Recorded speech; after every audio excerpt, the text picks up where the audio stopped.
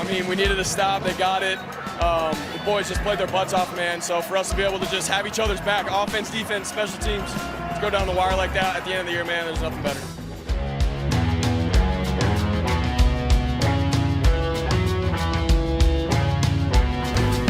Hello. Welcome to Heed the Call, an NFL podcast.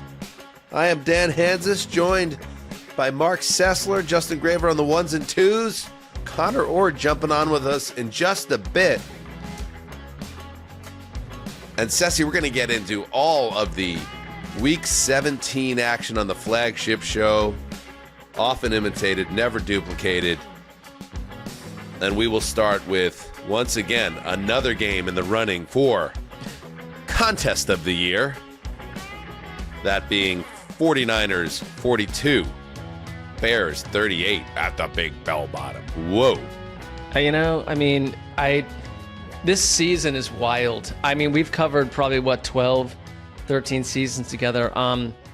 It's individual games, it's moments, it's teams, it's new faces. But I thought tonight, this game was at the height of offensive strategy and creative exuberance, just like the creation of offense and how to play against each other and how to go back and forth between a team that we've known for a long time in the Niners and a team that is very new to us with new faces in the Bears. It just was a wild watch.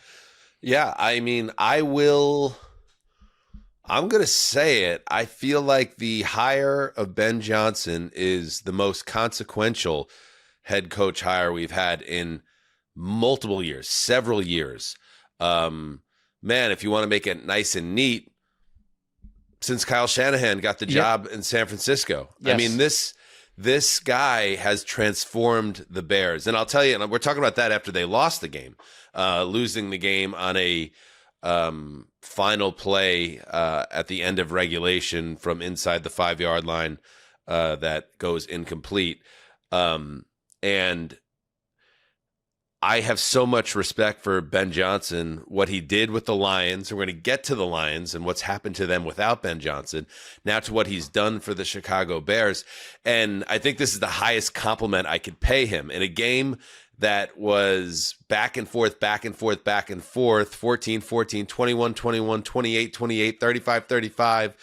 The Bears jump ahead. The Niners scored late. And now here's Chicago coming down the field. And they get to that. They're knocking on the door. They have one play. And NBC cuts to the sideline shot of Ben Johnson, not even hesitating as he's looking at his play sheet.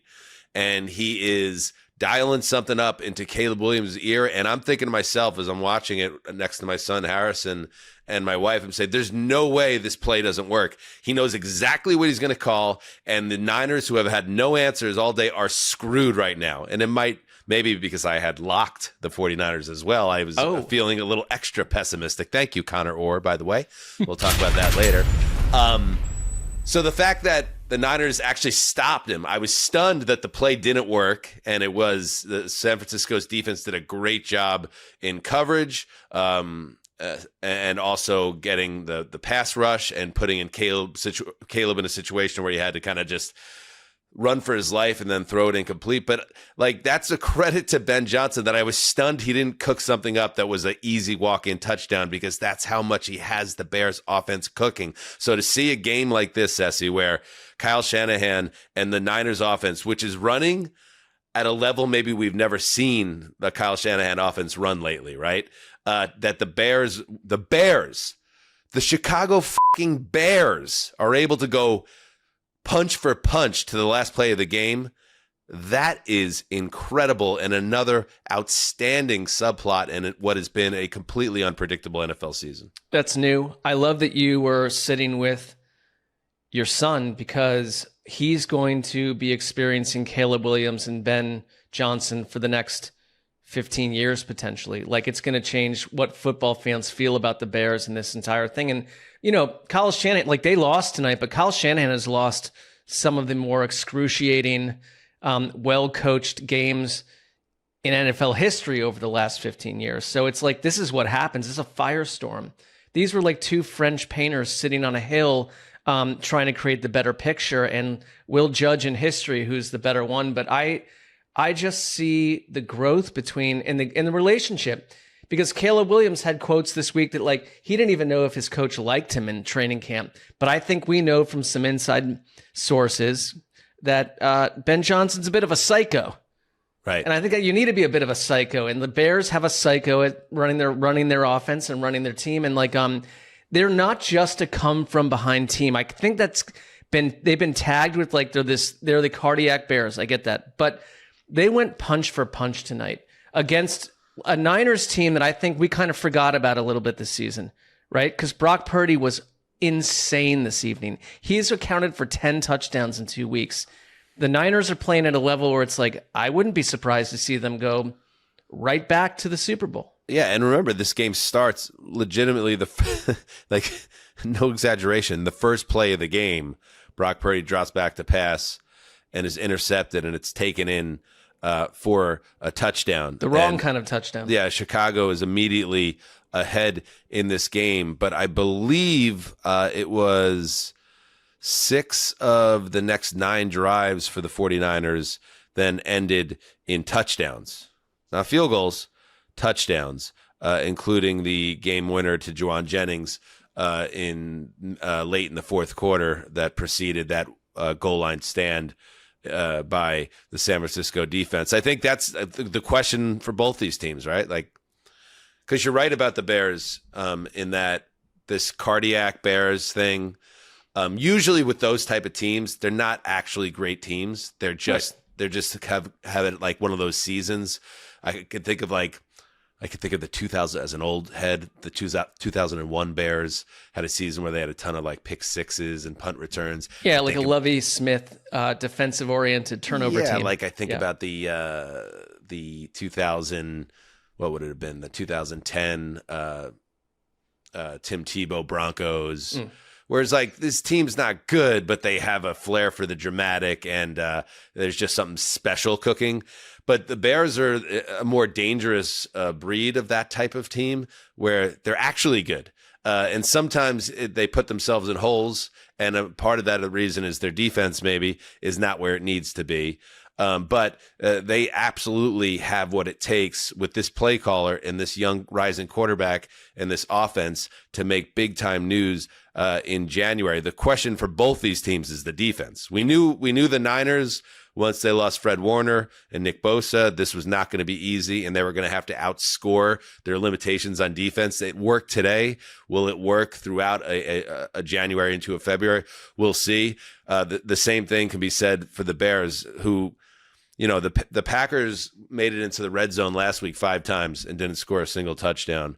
But this was a totally different situation. The Niners had 32 first downs. They had 6 touchdowns in the game. They can't stop the run. Christian McCaffrey went off. They allowed almost 6 yards per carry. They couldn't get to the quarterback. And when they got to Purdy, Purdy was able to escape, and he ran for 2 touchdowns in addition to the 3 touchdown passes.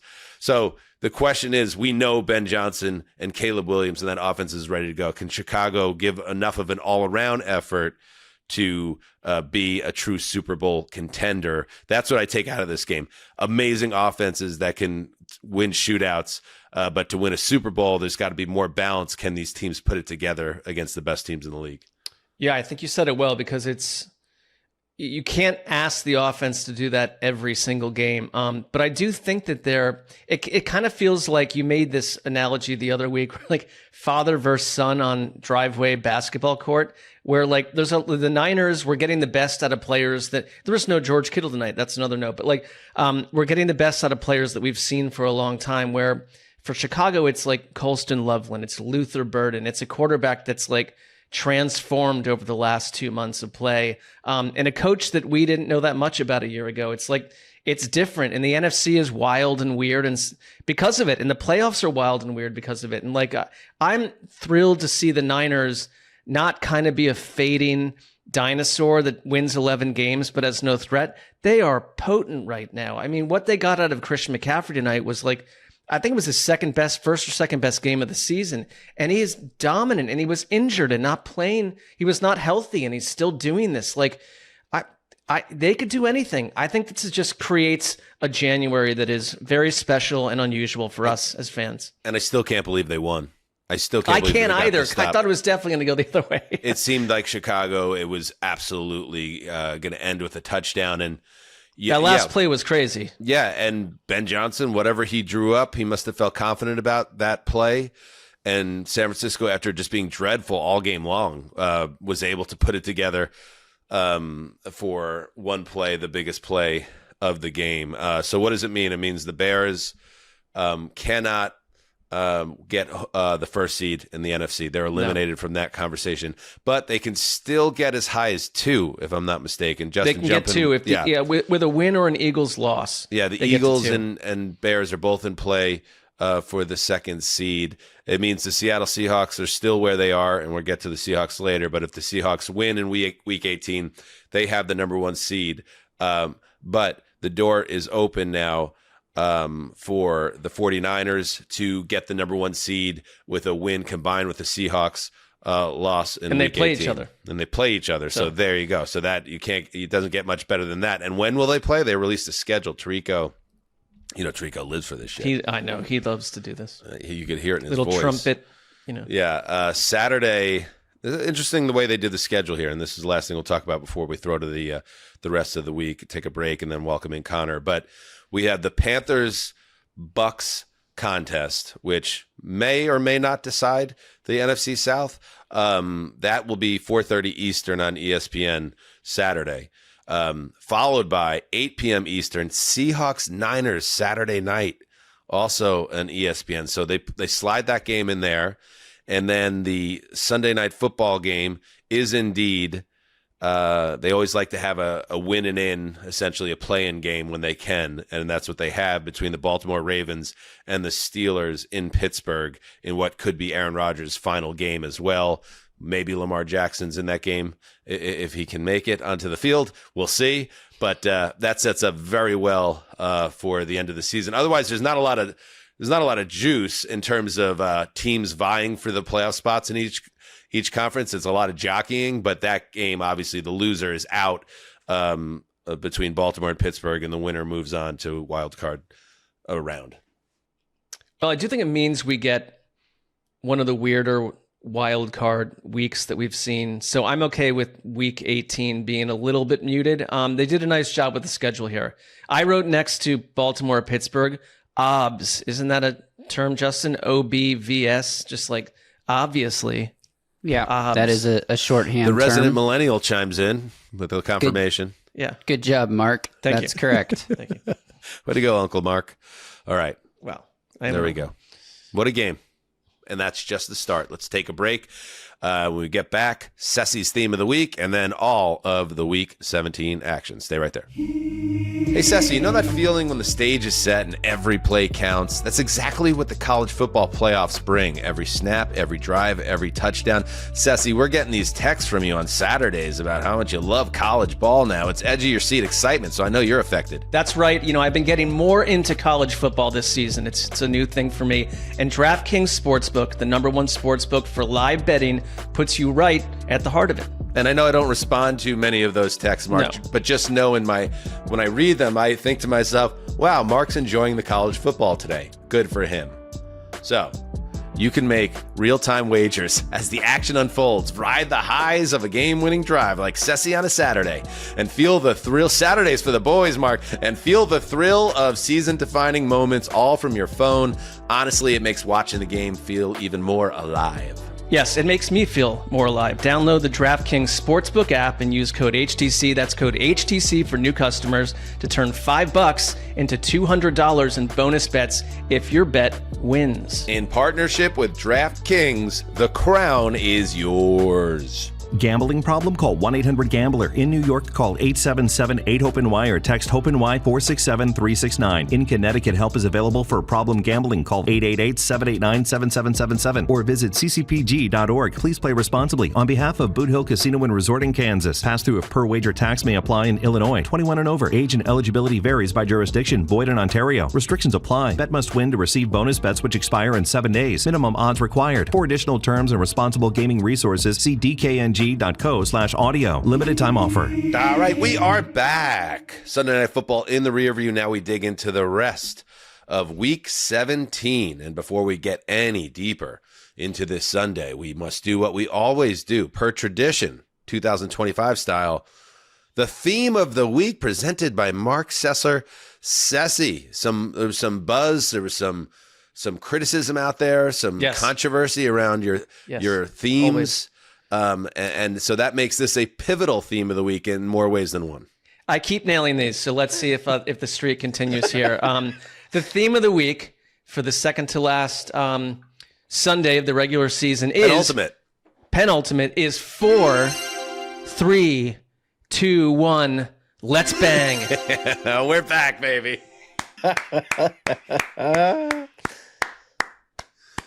All right, Connor, what do you think? Very clear. This is vintage Mark, night out in the town on Hollywood. He's got his A outfit on and he's ready to go. Pants off. Yep. I definitely agree that there's an element of that to it. Beyond that, though, I'm kind of stumped, to be honest with you. I just like the energy of it. So, Mark, can you explain it? Yeah, I think it's like I think we all understand. First of all, the NFL put mothers and fathers and fans in general through a lot over the last 4 or 5 days when you're trying to handle a holiday and there's 600 games on it. It's like, we see each other unclothed now. You see me, I see you. Time and Earth has brought us to this moment in time in the season. It's a pivotal time. Okay, I got you. We're not going back anymore. History now is when history for this season, the stuff that we'll remember about this season, begins now. So a little bit in the a little more carnal than even I realized, considering it's Let's Bang. But yeah, we're in the final stages of foreplay, I guess. Absolutely. Okay. Good stuff. We are flying. Week I like 17. to put Justin in a place where then when he has to title the episode, he's like, how do I do that? So. Let's Bang is going to be, maybe go She Bangs, like the Ricky Martin song, just so it makes it a little more difficult to discern. It's not quite so distasteful. You know what I mean? Yeah. I could always probably go a little more less distasteful, I think. So, yes. No, we like Less what you did this week. Yeah, we like what you did this week. Let's leave it on Justin and the censors out there to figure out, and let's try to figure out what happened in Buffalo. A huge game with big ramifications in Orchard Park. Let's get into it.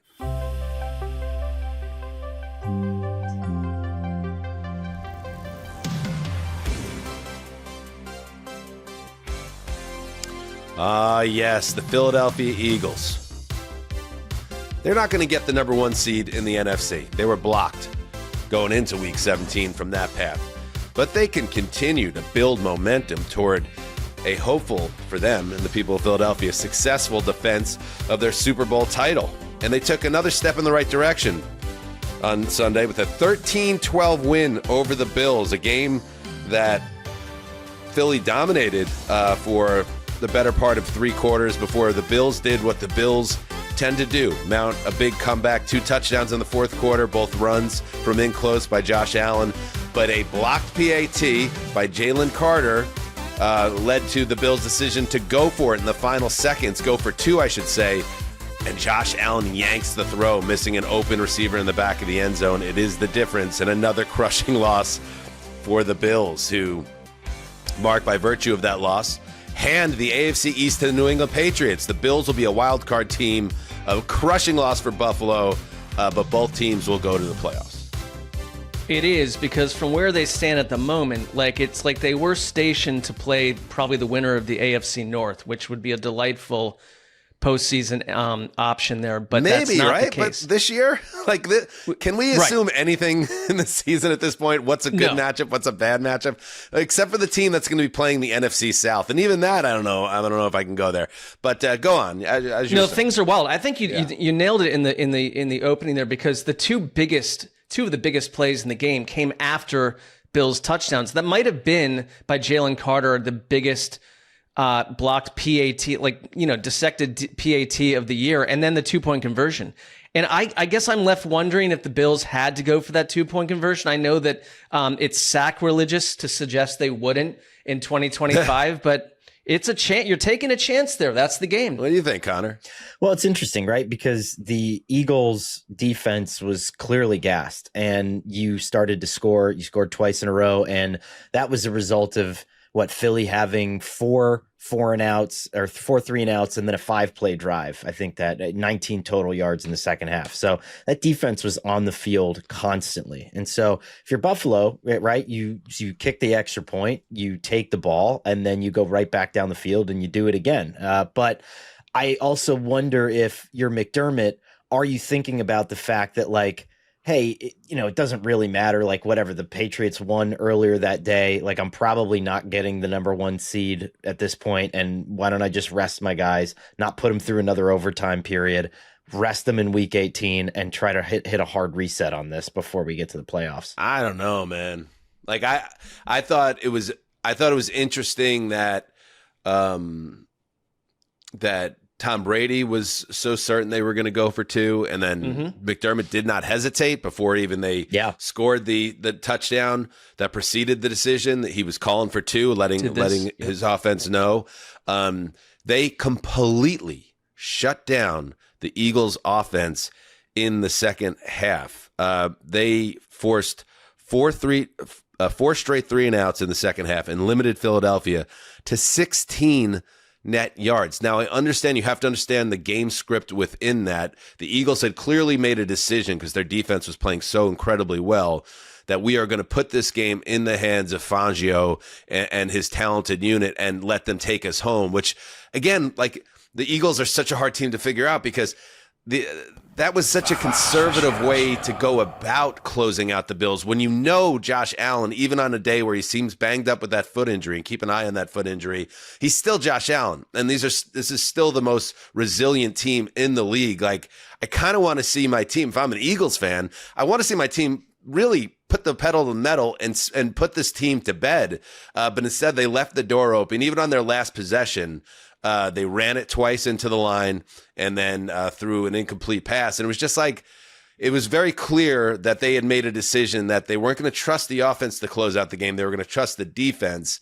And I guess it worked here, but really only because Josh Allen blew the game. Right. And you got to be real. Like, when you're talking about the reigning MVP, missing a open receiver, and that's NFL wide open, and he was moving to his left, and he kind of yanked the ball, and it wasn't even close, but he's open in the back of the end zone. So as much as I could say, I think Sean McDermott probably should have kicked the extra point, and trusted his defense, which was balling out. I also understand, like, sometimes your guy just has to make the play, and Allen didn't make the play. So that's a very difficult loss for the Bills to handle. And for Josh Allen, now that they are not the division winner, it's a really difficult path to get back to the Super Bowl. I thought it was a terrible loss for the Bills, and I know the Patriots were probably going to win the division anyway, but essentially handing it to them in this way had to be tough.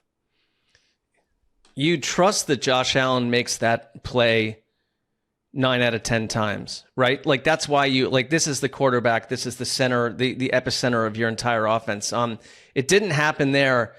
But to your Eagles point, I don't think they can put the pedal to the metal. Like, this was a Vic Fangio, like, masterwork, especially in the first half, because it's like each team switched which defense was going to dominate, and they were dominant over Buffalo in the first half. And it is a weather game, right? I mean, I don't know if I've seen a rain game like that this entire season, and that changes things, but it was just a Vic Fangio fever dream, and it kept that team in it. And it's like, I don't trust that offense to suddenly hit the playoffs and be any different than they are right now. It's not a great Bills defense. It's an okay Bills defense, and that it didn't look like that today. This is going to sound like bending over backwards for Allen, and maybe it is a little bit, but is there any criticism towards the play call itself? Because, again, you have these exhausting, frantic drives that are happening back to back, and then we're asking him to make a touch throw into the corner of the end zone, which, again, was wide open, and any NFL quarterback is going to do that, but only about 2 or 3 NFL quarterbacks are asked to do what Josh Allen is asked to do over the course of a game.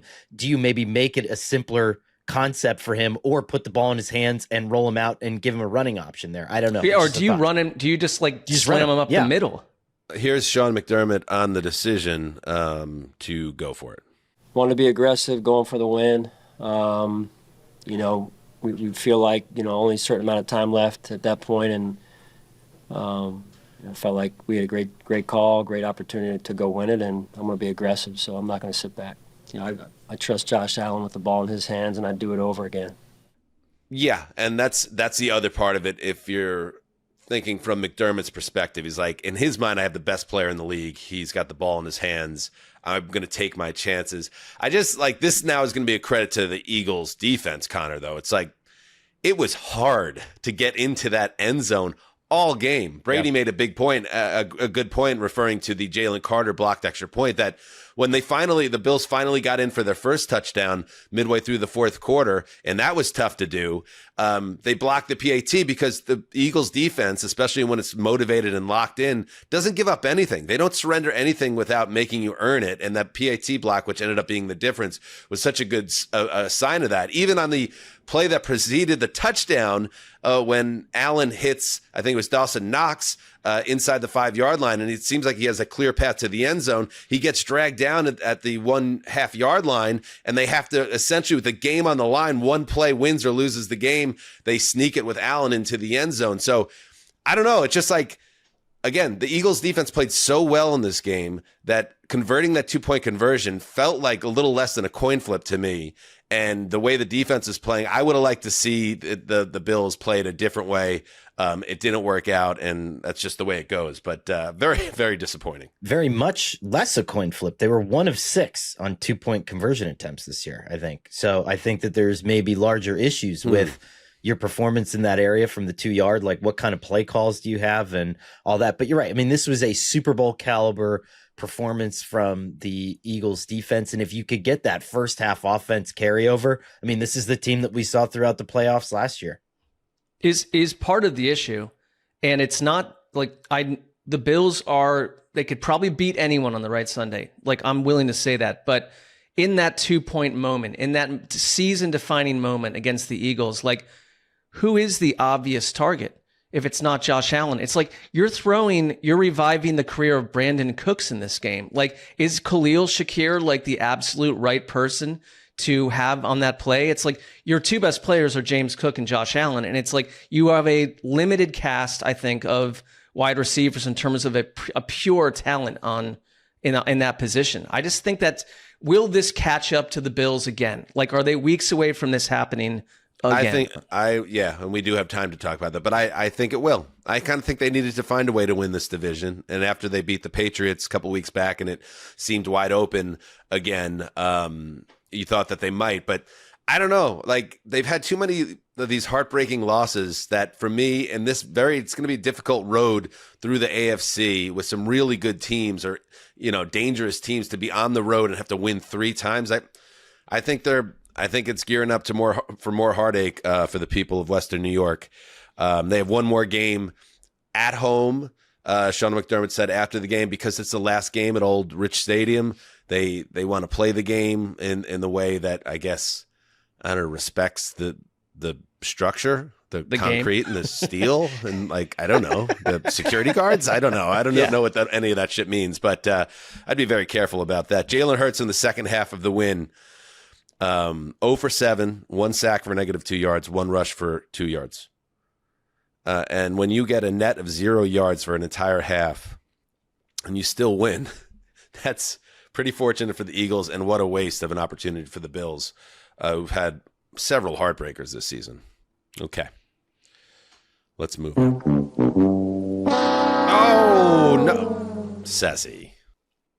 Well, I'm a lot of things did not go the way of Mark on this Sunday, which I'm not, it's not an unusual scenario, but I kind of forgot. I did literally forget that I locked the Bills until late in this game. And I was just like, what am I doing? What direction have I taken as an adult? I don't know why you did it. I was aware of it because I stood up, and this thing, I love football. I love it. Right. When the last play is happening, they're lining up for the 2-point conversion. I'm on my feet. I'm watching it. It did flash through my mind that Mark locked the Bills, and I'm like, oh, this probably isn't going to end well. It did not end well. All right. We'll see how the rest of us did this week. All right. To Charlotte. Let's head there for another game with big implications. The Seattle Seahawks. You know their situation. They win out, and they are the number 1 seed in the NFC. And they held up their end of the bargain on Sunday in Charlotte, going down there and taking care of business, 27-10 over the Panthers, who could have clinched the wretched, woebegone, moribund NFC South with a win, but instead that gets pushed another week. As for the Seahawks, they improved to 13-3. Sam Darnold was okay, good enough. Zach Charbonnet had another big game with 2 touchdowns and over 110 yards on the ground, and Seattle pulls away in the second half. Connor, workmanlike victory for the Seattle Seahawks, and yeah, just in case anybody was wondering how an NFC South team would fare against a big dog, you kind of got your answer, right? I guess. I mean, this was a 3-3 game at the half, and Sam Darnold threw a ball like right into J.C. Horn's chest that he dropped. A couple of those. And yeah, I mean, he was not good. I thought this was one of Evero's better games as the Panthers defensive coordinator. He had Darnold looking so uncomfortable in the early portions of this game. So yes, it was kind of a tale of two issues here because Carolina's defense played really well. They kept their thumb on Seattle, but it was just some of those sequences in the second half. Interception, a fumble, turnover on downs that ended up costing Carolina. I mean, Bryce Young had 54 passing yards in this game. So it's not enough to get it done, you know? And he's been akin to late game comebacks.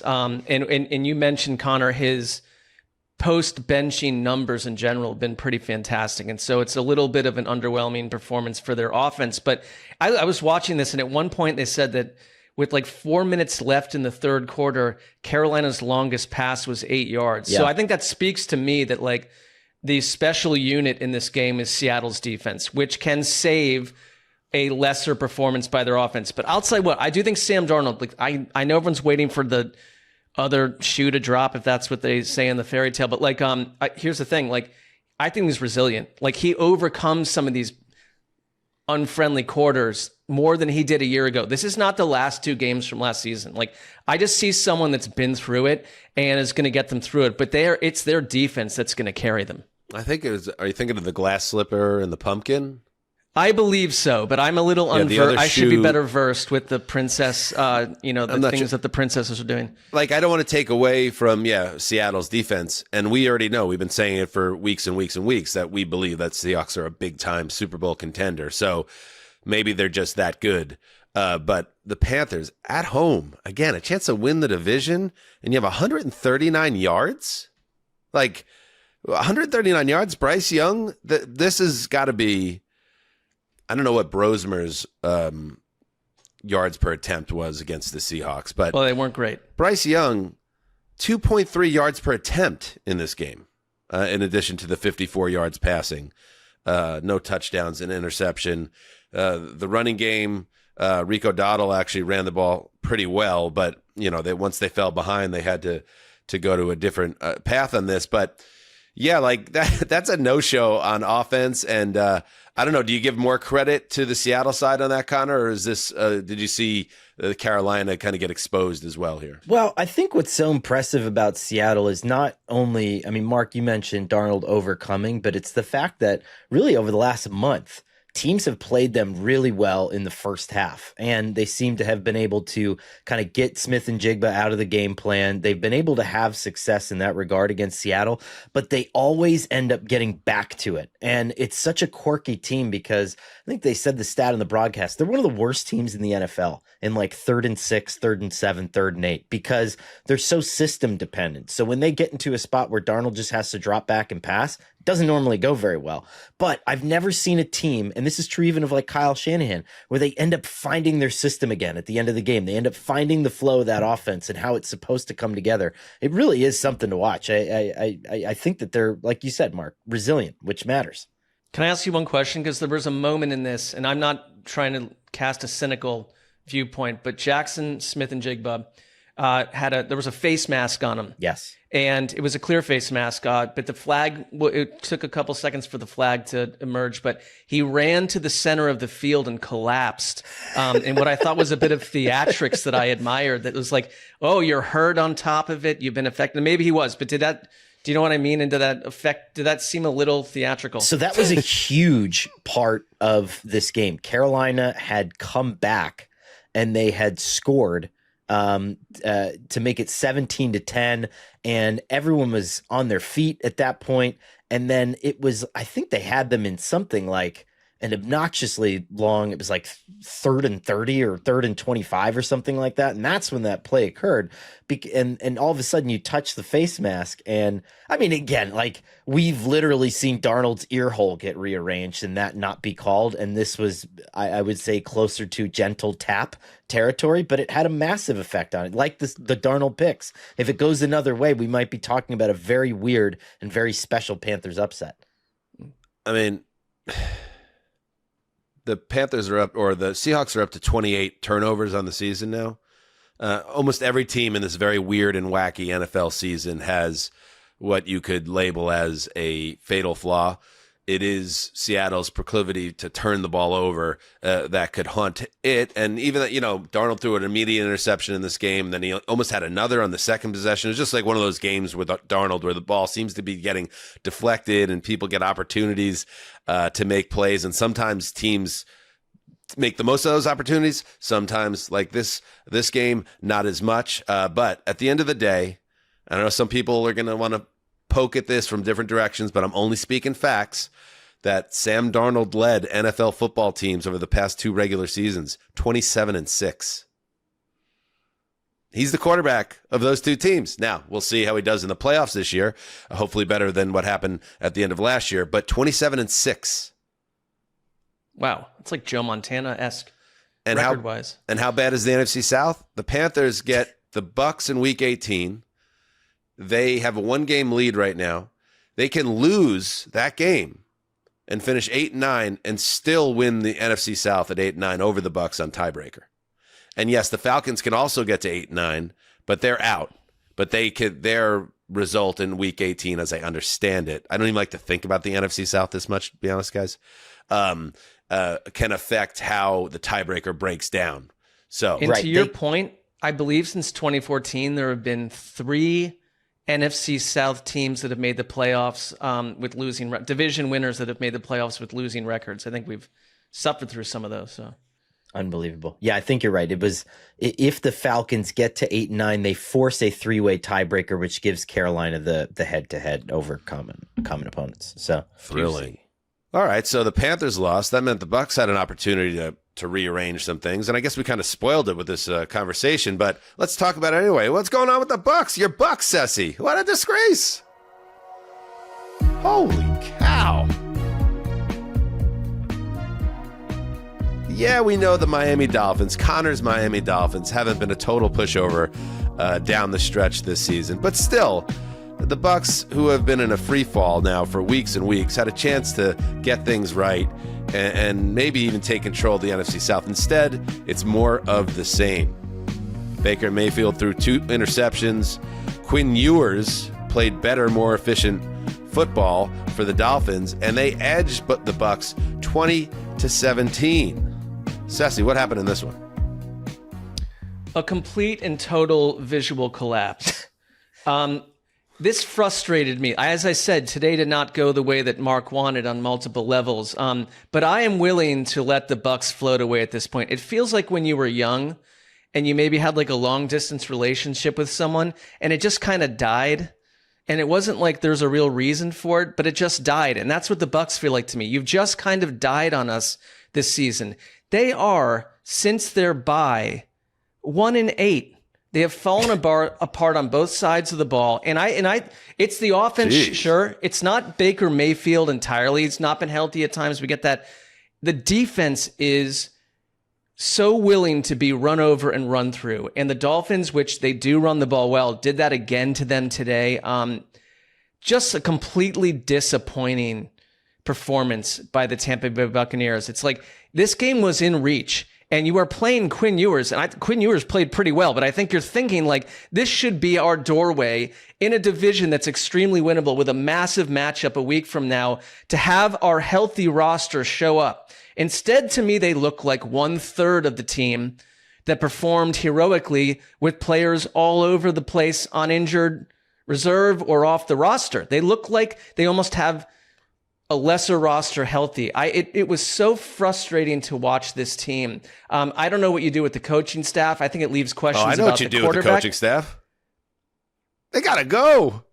Maybe they come do. On. Maybe they do. Maybe I think you're going to run back Todd Bowles after the way this season has ended, regardless of how next week goes. I mean, this team has hit a wall. And I'm trying to think of a bigger collapse in the last couple of years. I know we could historically find one. This is a massive collapse of a quarterback that we thought was an MVP candidate and a team that I thought was an NFC title game candidate. They look like they don't want it. They looked asleep to me, and they fell apart against a Dolphins team that we thought shut down 3 weeks ago in an absolute Florida embarrassment.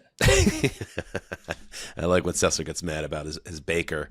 They're one of these teams that I feel like there were some excuses made for them about injuries and things of that. And then they got healthier, much more healthy, and it didn't matter. They keep losing, as you're saying.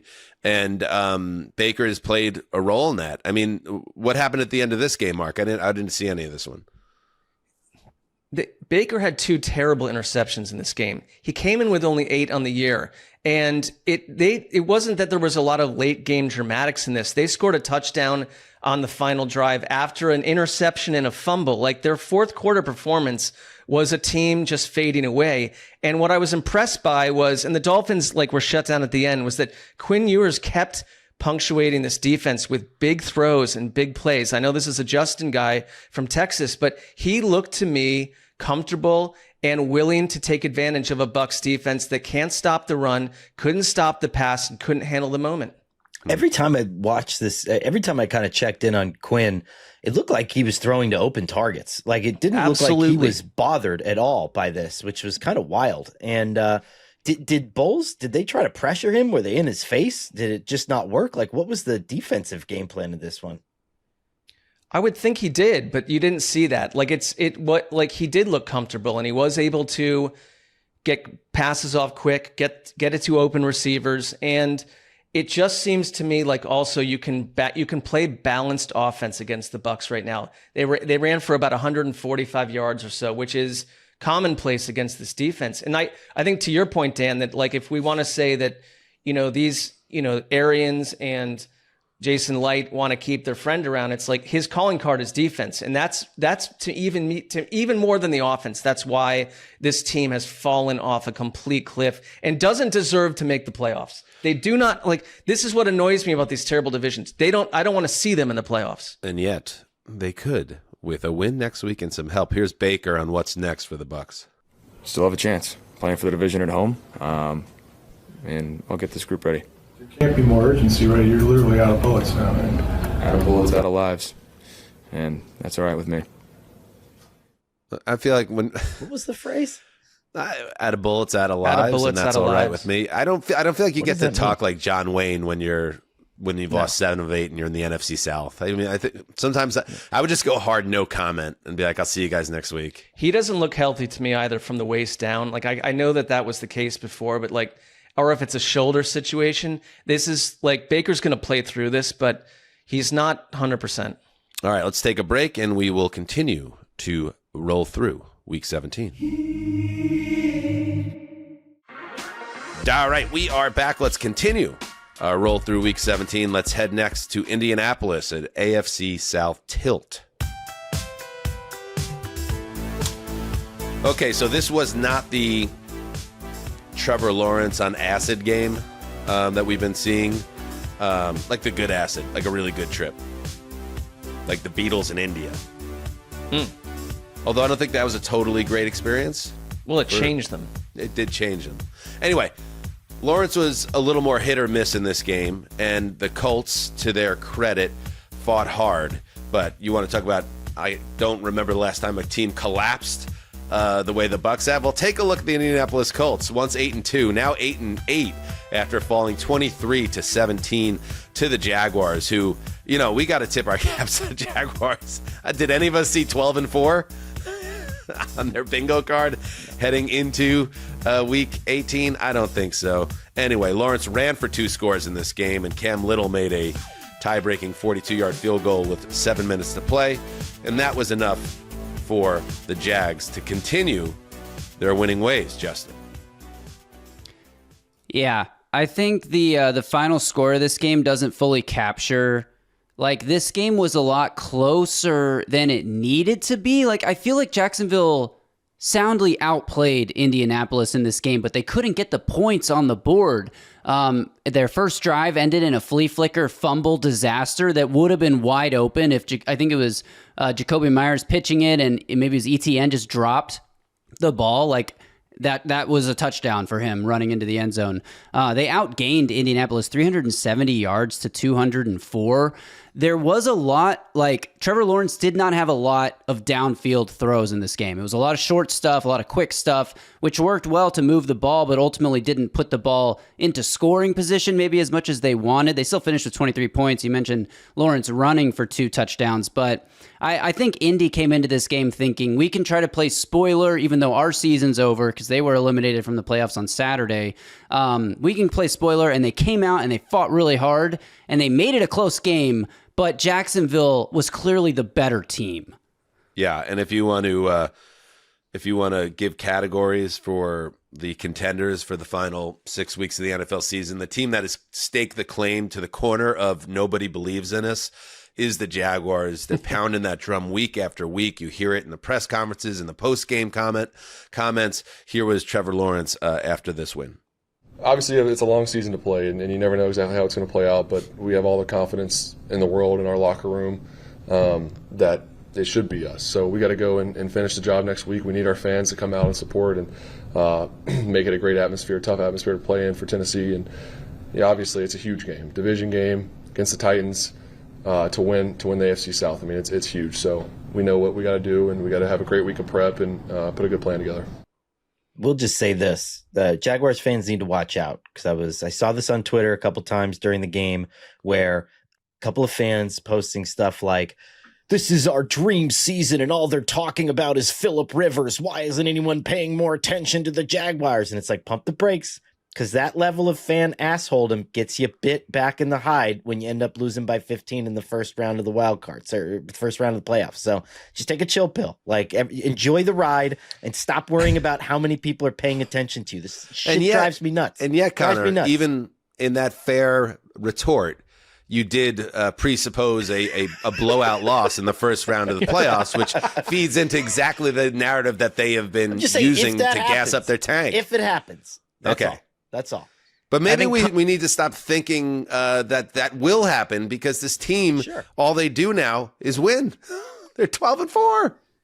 And Liam Cohen is the only first-year head coach in NFL history to take a team that won 4 or fewer games the prior season and win 12 or more the following year. So Liam Cohen, Coach of the Year buzz. I know it's this might be the most tightly contested new coach hire, Coach of the Year competition between Ben Johnson, Mike Vrabel, and Liam Cohen, but Cohen deserves as much credit as anybody, and I don't see this team losing a playoff game by 15 points in the wild card round, barring some turnover nuclear apocalypse what happened to the Lions on Christmas. I have to say it could happen because even in this game, if you go back and watch this game, the kind of old pre-acid trip, positive acid trip, Trevor Lawrence did pop up in a couple plays, and they had some red zone turnovers. I still not willing to just say that that's never going to come back because we even saw it a little bit today. So that to me would be their fatal flaw, their red zone issues in terms of ball security and the quarterback. Anything to add on this, Mark, before we go to the Colts side of it? It's a team with 28 takeaways and a 7-game win streak. So I hear you that anything could happen in the playoffs. But in this AFC lot of teams, I don't think they're the team that I'd pick to be susceptible for that. And I will say one thing about Liam Cohen, too, because I'm with you, Justin. It's probably a Ben Johnson type year for that. Just it feels like the Jaguars in a different place they were a month ago. But it's the development of Trevor Lawrence. It's guys like Parker Washington who are legit contributors week after week. Brenton Strange makes plays week after week. Like, their running game is really powerful. They're balanced. Like, they're a force. Like, Jacoby Myers fits right in. Like, they've built a good team. And you're right. They had 4 wins a year ago. And when I see that, to me, it's like, if it's not the coach with a lot of the same parts, who is it? To me, I think Liam Cohen is a difference-making coach, and I don't know if that's the kind of team I'd pick for a major folding job in the playoffs, but everything has been so weird in the AFC, who knows? And this isn't maybe the place for this discussion, but like the Bears went out and added all those interior offensive linemen. The Patriots went out and added a bunch of guys in free agency. The Jags obviously added some pieces, but it is mostly the same core of players that are just playing so much better this year. And I think that is coaching. And they trade for Jacoby Myers midseason, and it takes him like a week to get up to speed. That's coaching, getting him ready to go and be a contributor right away. So I don't know. I like this Jags team to be one of the hot teams when we get to the playoffs. On the Colts side, it's time to send Phil Rivers back to Alabama. This is not his fault, but it's a results-oriented business. They are 0-3 with Phil at quarterback. That's not his fault, but also I feel like he was the noodle-armed Hail Mary for the season. And he, after the game, Rivers did talk like a guy who had maybe played his last game in the NFL.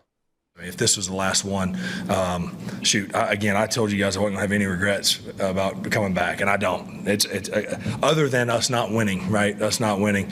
It's been an absolute blast for 3 weeks. I wouldn't, if I go back and say, all right, now you know everything's going to happen, what are you going to do? I'd do it all again. It's been absolutely awesome. So, yeah, I mean, if it's the last one, it's the last one. I thought the last one was walking off the field in Buffalo, walking up that tunnel, and I was fine with that.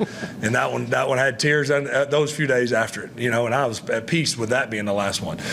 So certainly, if it is, I got 3 bonus games that I never saw coming, and couldn't be more thankful that I got the opportunity.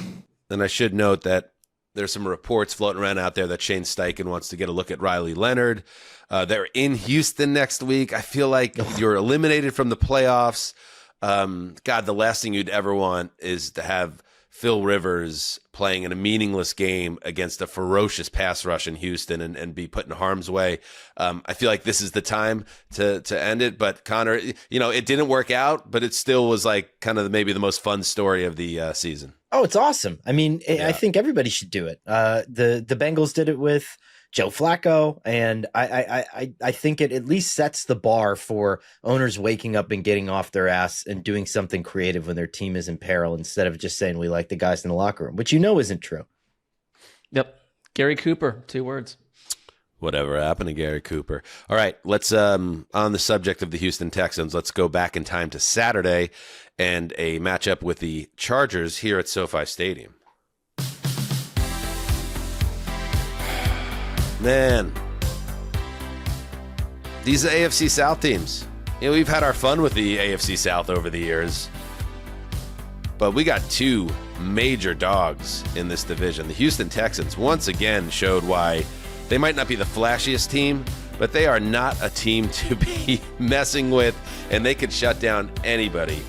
C.J. Stroud threw 2 touchdown passes early on deep balls, and then the Texans defense stifled poor Justin Herbert, who is doing the best he can behind an awful and banged up offensive line. Houston had 5 sacks in a 20-16 victory over the Chargers. That extends the Texans' winning streak to 8 games, clinched a 3rd consecutive playoff berth for the first time in franchise history. And lest we forget, yes, of course, the Jaguars have a game in hand. Jaguars win in Week 18. They win the division. But this Texans team, Mark, started 0-3. And to pick themselves off the mat and get to where they are now and win a game like this on the road against a Chargers team that we were just a few days ago singing the praises is like different than other Chargers teams. And then they made the Chargers look like all those old Chargers teams that always let their fans down in the end. It just goes to show the Texans have a way to dictate the action of a matchup in their favor, and they do it every single week now. Yeah, they feel built for ugly late season football. And then you got the surprising massive 2 touchdown passes from CJ Stroud, who's played a lot better over the last month out of the gate, that changes the game. It's a game that left me, because I think we kind of just been watching the Chargers saying, okay, can you survive like the loss of your 2 starry tackles, like massive men who were going to keep your quarterback upright, with like Bobby Hart in there at left tackle yesterday? Like, I don't know if I think they can. Like, I feel like this game is just going to happen again in a couple of weeks to them, because it feels like they're on borrowed time with their offensive line. Like, you can't survive game after game, and you can't go through a rugged playoff race. And the Texans are the perfect team to make that overt and obvious for us. And they diagnose this line and this offense pretty well. And I mean, Herbert is a courageous guy who's going to play through all sorts of stuff. He's still got this glove on, but like, it's asking a lot. And I just think it kind of, to me, signals that the Chargers have a bookend attached to them at some point here. All right, well, that's interesting, Mark. Here's some sound from D'Amico Ryans. This guy's been playing lights out all year, every single game. But the way the D-line showed up today, I mean, sack after sack, it's really putting pressure on the quarterback, getting him down. It was really cool to see Barnett get a couple sacks. Just a lot of different guys got sacks. Barnett, Will, Daniil, Rankins, everybody was involved. Coach Rod has done a great job with those guys all year. We needed them to play big today, and they did. They're coming from everywhere, right? I mean, D'Amico Autry, Will Anderson, Sheldon Rankins, Al Shahir. It's like every single spot in this Texans defense is a complete problem for any offensive line, and not just a banged up offensive line. And I think when you get into the waning months, it's either a powerful running game or this type of defense that ends up tipping the scales in your favor. We saw that with Philly in the playoffs last year, and Houston may very well be that iteration of that team this year. Yeah, and on the Herbert side, this is a game that when you watch it and you see what he has around him right now, and you see how good Houston is at getting after the quarterback, the way that he was able to move this team on offense. I know they didn't have a big game, obviously, with just 16 points, but move this team on offense and evade sacks, get past guys, run through tackles, make incredible throws with pass rushers all over him. Mind you, still with a broken hand that he had surgery on a couple of weeks ago.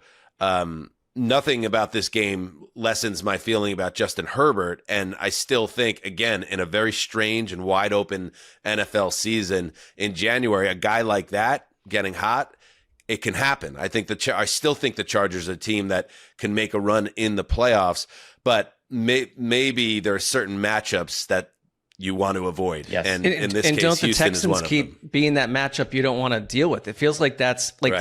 they're you've been touting the fact that they could go win 2 playoff games. I see it. I think also this game was 20-16, and a very reliable kicker in Cameron Dicker, the kicker, like misses a field goal and an extra point. Like little things like that in this situation can't happen for this Chargers team. They can't Because they have mistakes. They have such a slim margin for error. And to the credit of the Chargers, and why I've been really into them these last few weeks, is like, they're really good at playing that type of game, and they almost always execute the way they need to. And they're very, and that's again a credit to coaching, Harbaugh and his staff. Like, they are great on that thin, razor thin line of execution. And then you saw what happened on Saturday when they weren't quite that way in their special teams, and that cost them. So we'll see what happens with the Texans, and if they can steal the division. But I thought one of the great quotes of the 2025 season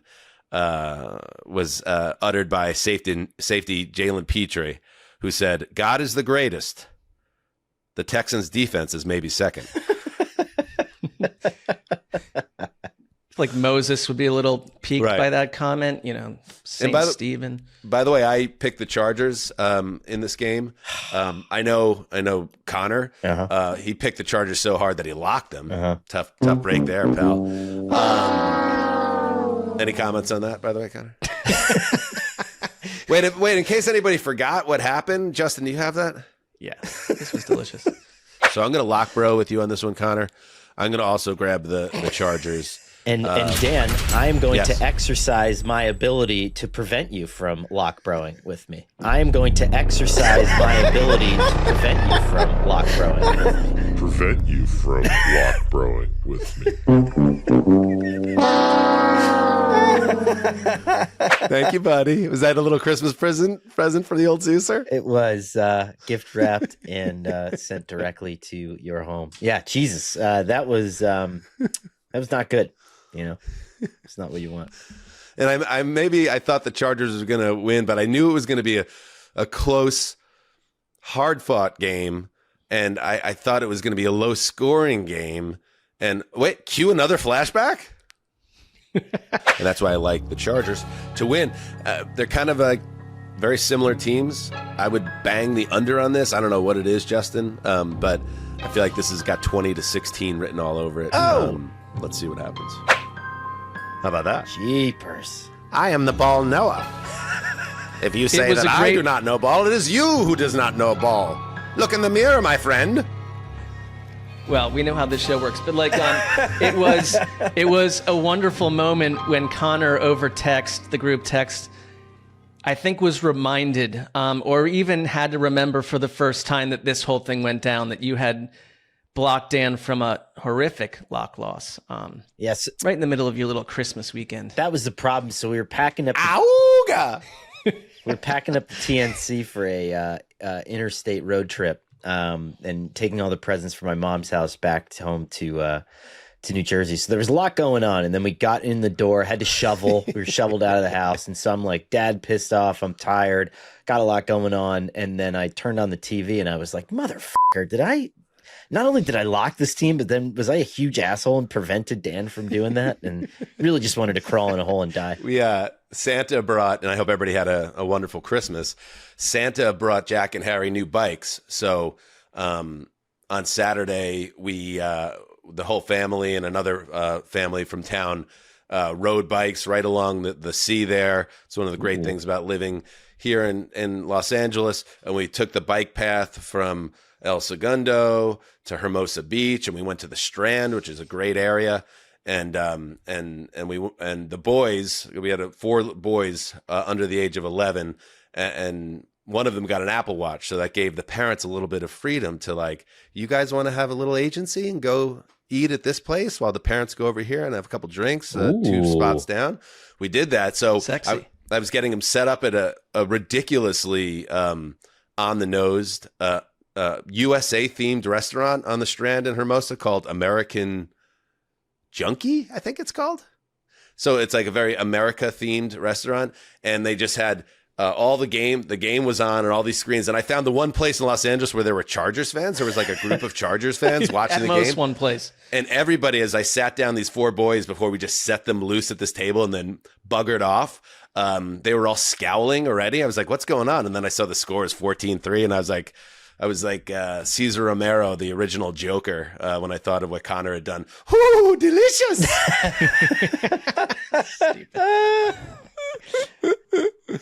Which child pays for that? Or is that the old dine and ditch scenario for the 4 of those boys? You just like run away, and it's like, well, it's children. I said, Jack, hit me up on the Apple Watch when it's time to pay, and Daddy will roll over. An honest approach. Why do you have your sons steal from the restaurants when they eat? depends on the establishment. Oh my goodness. God is the greatest. Okay. The Texans defense is maybe second. All right, let's stay on the Saturday tip and head to Green Bay. I know this wasn't there's another one that Sessler wasn't happy about. This is stupid. I see what you're saying, Sessler. I have had too many of these weeks while we've done this job when, like, literally every outcome just eats shit. The Ravens aren't dead. Not even close. Derrick Henry had a performance for the ages, rushing for 216 yards, the most ever by a visiting player at Lambeau Field, and he matched a career high with 4 touchdown runs as the Ravens roll up the Packers 41-24 on Saturday night. The Packers now they're locked in, right? They're locked in at 7 in the NFC. So, they'll make roster or lineup decisions accordingly for Week 18. Meanwhile, the Ravens, and we're going to get to what happened to the Steelers in just a bit. The Ravens, after this game at least, had to go into wait mode and hope the Steelers gagged on Sunday. But let's talk about this game and how it turned out. Connor. This was, I mean, obviously you said it, Dan. I mean, this was a Derrick Henry game for the ages, but I was struck immediately. I mean, really before he took over and before he started absolutely smashing this Packers defense, I was struck with how well Tyler Huntley was playing. I mean, he added 60 yards on the ground. The Ravens rushed for over 300 yards against the Packers. But I thought Huntley was cool in this game. He was decisive with the ball. I think he only had like 4 or 5 incomplete passes. And when the entire stage is set for a possible elimination game against the backdrop of, oh, Lamar Jackson's not here, he's not out there. Like Huntley, if you would have told me that was the Ravens starting quarterback and I was from another planet, I would have totally believed you. I mean, and how about the Packers starting quarterback? Yeah. Malik Willis. Well, I think he changed his career last night. I mean, Malik Willis played, I don't want to overdo it here, but played a nearly perfect football game, had one of the best performances by a quarterback that you'll see in football, at least in this week, and they didn't even come close to winning. Yeah. And so it's like, you could say, well, Jordan Love didn't play and they weren't going to win the division anyway. But to me, Mark, this is a major red flag on the Packers, who seem to be really, and it's, if you want to make the line of demarcation, when Micah Parsons went down with the ACL tear, this team is trending in a very bad direction as we get closer to the playoffs. Yeah, they were 9-3-1. They're 9-6-1. And I thought they were a good defense pre-Micah Parsons, based on last year and just in general who they are and Jeff Hafley. And they have fallen apart against the run. And I think the Ravens did a nice job of diagnosing that. I think Derrick Henry had 15 carries minutes into the second quarter. They basically said this is going to be that game for Derrick Henry, and it worked very well. And both quarterbacks played well, but without Henry dominating late, the score would not have been what it was. It leaves me really concerned about the Packers. It just does, because it's I thought that their quiet calling card was their defense, and you're the 7th seed now.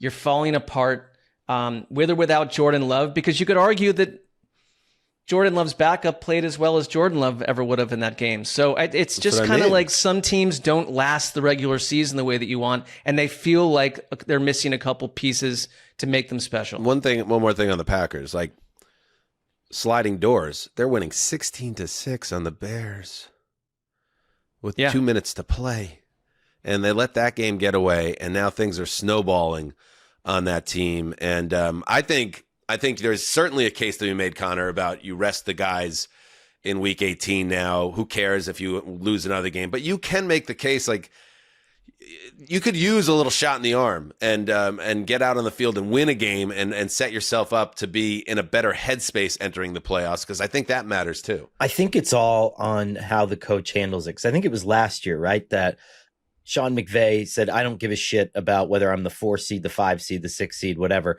We're going to rest our guys. And I think if you're McVay, that gives your team a certain amount of confidence that he knows what he's doing. I don't give a shit about what I feel. And you're going to game plan whoever it is. But then you have the classic examples of Tom Coughlin. We're going to play these meaningless games, and then we're going to end up backing into the playoffs, and it's going to give us some kind of momentum. I think it's just about understanding the guys in your locker room at that point. I mean, what do they thrive off of? What do they need? Because both of those approaches have been successful. And just let's give a shout out to Derrick Henry. My Lord. Crazy game, crazy situation. We'll get to the Titans later, but you got Vrabel, who's going to win Coach of the Year. You got Derrick Henry, who just moved into 10th all-time in rushing and just had the game of his life at age 31. You got Malik Willis, who's now going to get starter money next year. I'm not saying nothing over here now, Justin. I'm just saying things that there's a lot of Titan success for cast-offs. Yeah, this is Derrick Henry's second best game of his career. The best game was the 2018 Thursday Night Football game against the Jacksonville Jaguars. But Derrick Henry now has the most 200-yard rushing games in NFL history, the most 200-yard 2-touchdown games in NFL history. I thought he had a good case for the Hall of Fame when he left the Titans, but these last 2 seasons, I think, cement it. he's definitely How about a Hall Malik of Famer. Willis? Him turning into a certified dude. Is that I mean, that is more. That is a little bit of egg on the face of the Titans. There, would you not agree? From where we stand right now, no doubt. That's Rand Carthon, who was fired, and Brian Callahan, who was fired. Those two guys are the ones who made the decision to trade him. I think Cam Ward is going to end up being a better quarterback. So, like, all roads lead to that. It's fine, but I do think that was a pretty big blunder because Malik Willis would be maybe one of the best backups in the NFL if you'd kept him in Tennessee. So yeah, it's not. Are we giving you good ammo for Los Titans Ultimo podcast this week, or did you already hit this? No, we did hit this, and we're pretty planned out for the week because it's New Year's, so we're like recording early and stuff. But yeah, no. Okay, but thank you. Always managed to give us an extra 2 or 3 sentences that we didn't need on the production over there. Can I just say one thing? Ultimo. Like 8 minutes into this game, it was like I know what's happening. Like I know that the NFL offices are texting and calling everyone of importance and saying, no, we're not going to roll into week 18 minus a pivotal night game. We're not going to tag some nonsensical affair up at night. So, of course, the Ravens will win this. Of course, it's going to be Ravens Steelers. Let's not get ahead of ourselves here.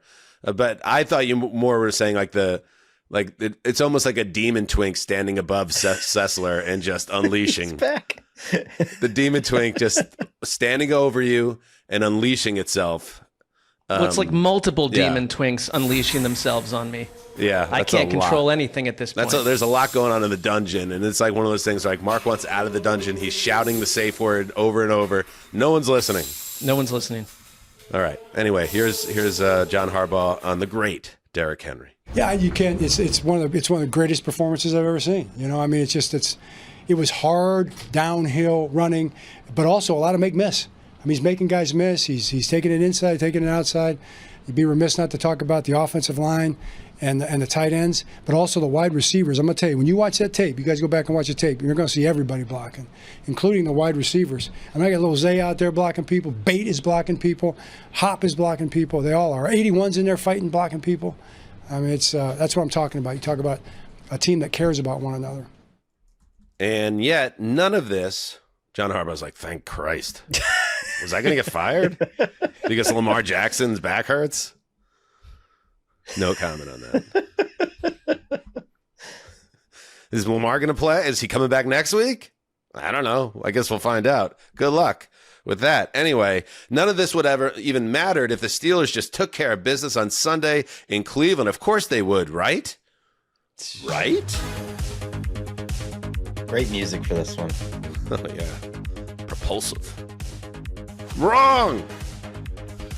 We got that Brown. See, Sessy, you kept on dismissing the Browns in this game. And I was thinking to myself, the Browns show up. Even this team, with 12 losses, that defense shows up certain weeks.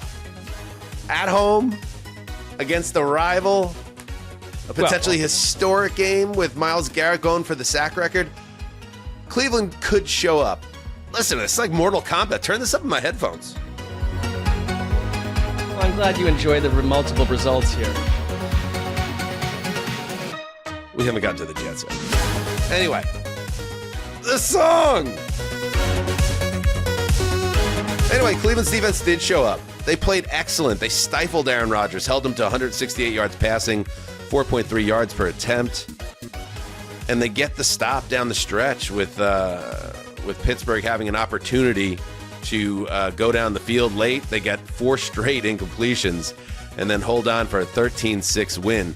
Hurts the Browns in the draft standings. They don't get a sack from Myles Garrett, and he's still 1 short of the NFL record. But I'm going to get my sack back. What they do, Sessy, is grievously injure the Pittsburgh Steelers and put them in a world of doubt as they now prepare for a Week 18 winner-take-all matchup with the Ravens. Well, okay. See, this is what was annoying me. Not by you guys. You texted me, Dan, and you understood this was a no-win sitch. But like, all it did was open the door for the Baltimore Ravens to still be in the playoff hunt. This isn't there's no victory here. Let's cue the Ravens tweet after the game. Oh. Which I know got on your radar, Sessy. Yes, it got on my radar. Talk us through, actually, the little back and forth on social. Go ahead. So the Ravens, who I know some Gen Zer probably wrote this, who doesn't even know that the history of, but like perfect timing, shout out Browns for beating the Steelers. Tag the Browns on it, yeah. I mean, that is historically ignoble. And then the Browns fired back. They fired back and say, don't think we did this for you. Well, that person gets it. If you that Gen ask Zer we're cool with. If you ask most Browns fans, and I'm going to remove the honorable ticket buying people that are in the stadium that want to see a win. I get that. Okay. That's different. But the average logical Browns fan who has suffered through this in 40 other seasons doesn't want to suddenly tumble down to the 8th spot in the draft when you've already lost to the Titans and Jets. Okay. You had the tiebreaker if you had the same record as them in the draft. You beat a half dead Steelers team who I get it. That's nice. We don't know if Myles Garrett's going to get the record, which would be incredibly depressing. And you kicked open the door for the effing Ravens to play this absurd night game next week and get into the playoffs. None of this went the way that a Browns fan thinking about the future would want. I'm not going to get my jollies off of like this 1 3-hour experience. Like, we're now in a shittier situation than we were this morning.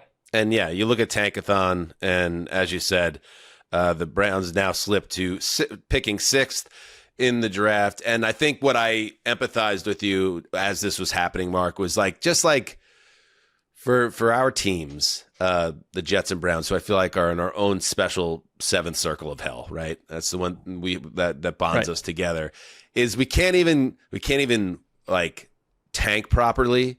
And if you're going to upset the Steelers in this spot, at least get Myles Garrett the sack record. Yeah. But that doesn't even happen. And now it opens the door for, you were saying, like, concerns that if he even gets it now next week, people say, well, that was an 18-game season, blah, blah, blah. You had a chance to get it against Pittsburgh. And it seemed like Aaron Rodgers and the Steelers were almost like gearing their entire offense to avoid that happening. In fact, Myles Garrett said as much after the game. To an extent, I feel like they were more worried about keeping me away from Aaron than getting the win. And I think that's what came back to bite them. So they'll have to fight it out with Baltimore next week. But I'm just proud of the guys for fighting and getting this win. That's the main thing, and I'm always going to keep it that. I know he's talking about his own world in there, but that is absolutely how this game looked to me.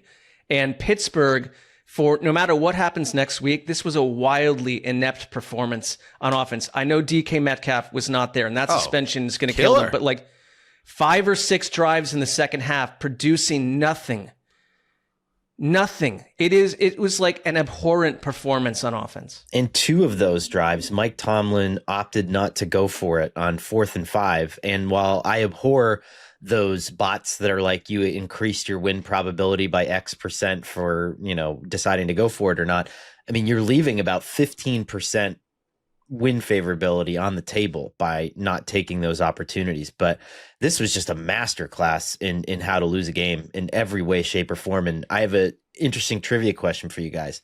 The last 5 times the Pittsburgh Steelers have played a team that was 8 or more games under 500. What do you think Mike Tomlin's record is in those 5 games? Dan, you go. I'm going to say 1-4. I'll say winless. 0-4-1. Oh, come on. What a strange team. Fucking crazy. Like, win this game. Oh my God. I know, you got to win this game. And like, honestly, they had multiple chances in the red zone. And I just want to make sure I get the record right. They had 2 opportunities late in the 4th quarter here. They take over with 2:16 to go and go 4 and out.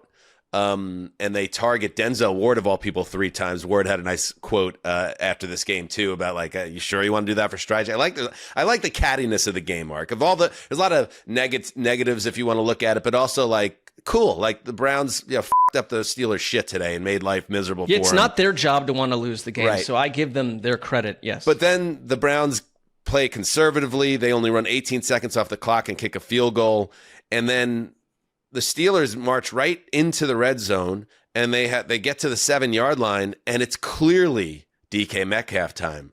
And multiple times in this game, but most importantly, with the game on the line on the last 2 plays, last 3 plays, excuse me, they're targeting MVS, Valdez-Scantling, with the game on the line. And clearly you can imagine DK Metcalf making a play at the end of that game. And he's not there because he is a total buffoon and got himself suspended, not just this week, but next week too. Now with the division on the line, not covering himself in glory at all, Mr. Metcalf, and his selfish actions, I think, probably cost him a game today, Connor. Well, interestingly enough, though, I don't know if you guys saw this before the game. All types of NFL media insiders noted that DK got into a fight with this guy last year, same person. Yes, they've encountered each other before. And so they've had multiple encounters, and so the security on all ends was flagged. And so I'm not putting this under a coach's umbrella, but if you're an NFL team and you have people for all manner of situations, how are you not tracking that in some way, shape, or form? Like, this guy's clearly bothering your best player.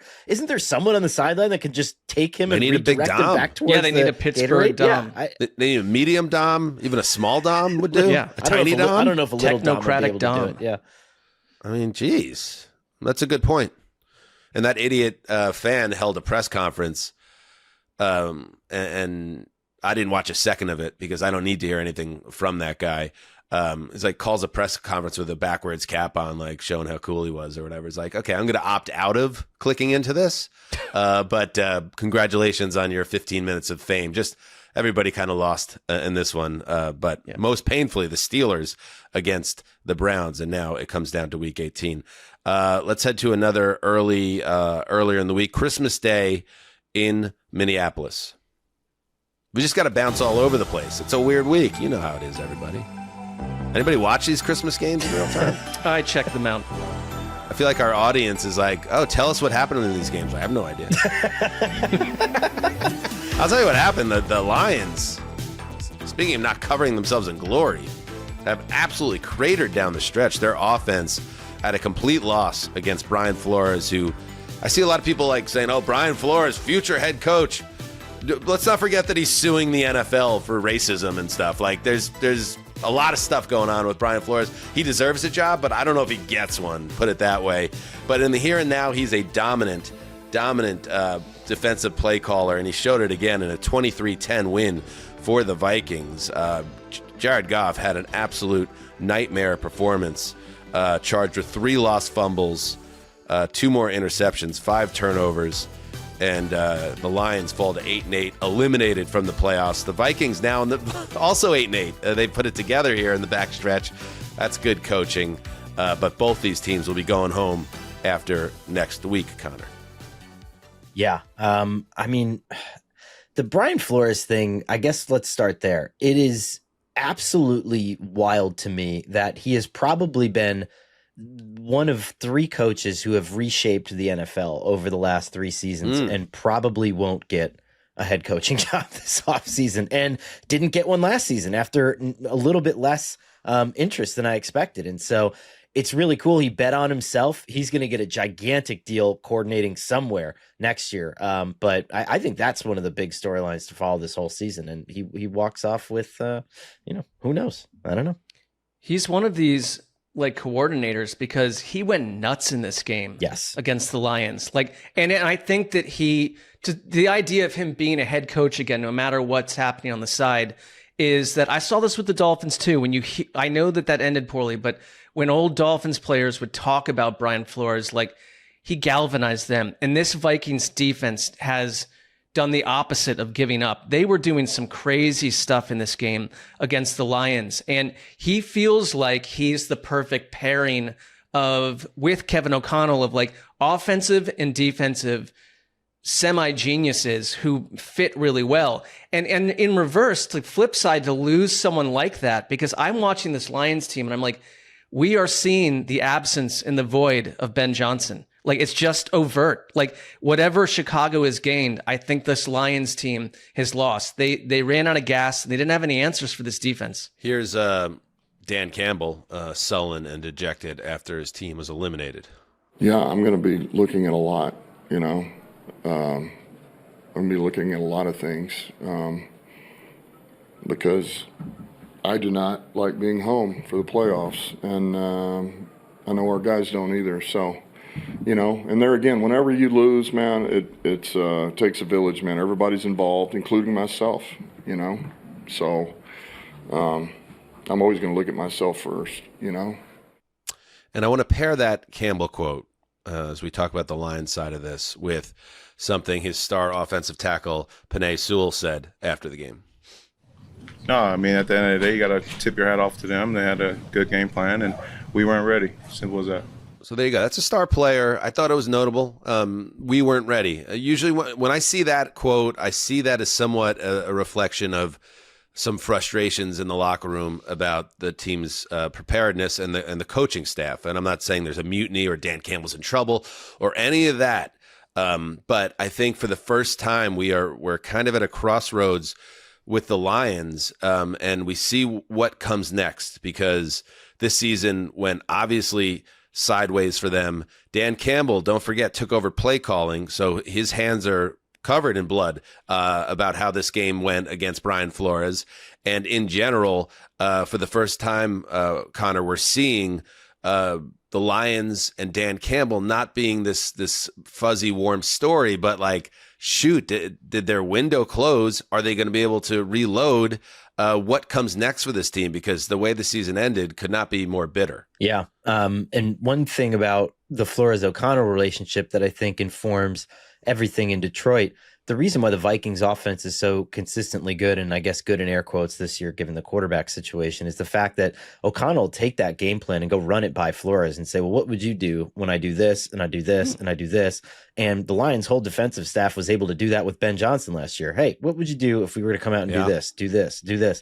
They can't do that now. It's Dan Campbell bouncing things off of a first-year coordinator who's talented, no doubt, and I think a future head coach in the NFL. But the brain drain is real, and I think as much as the Lions wanted to deflect it and say that was like a media talking point, I mean, God, they lost to a team with a quarterback who threw for 54 yards on Christmas. I mean, the Vikings finished with 3 net passing yards, the fewest by a winning team in an NFL game since 2006. Max Brosmer took 6 sacks. They were at -7 net passing yards until his last throw, the 10-yard connection with Justin Jefferson that sealed the game. I mean, it appears that Max has a bright future based on what you've shared with us. I mean, the 2 games where he was notably horrible were at Seattle and then against this Brian Flores Vikings defense on the road as well. Not easy assignments, but maybe Brosner is not off to a great start. But yeah, we'll talk more about the Lions and what comes next for them. But to not win this game, really, to me, was like, geez, they've completely, they're adrift right now. And I don't think any of us predicted that either before the season. Let's take a break. All right, we keep rolling on. Let's head back to the Christmas Day schedule and Arrowhead Stadium, where the Chiefs are looking to play spoiler against the Broncos. Still feels weird to think of them that way.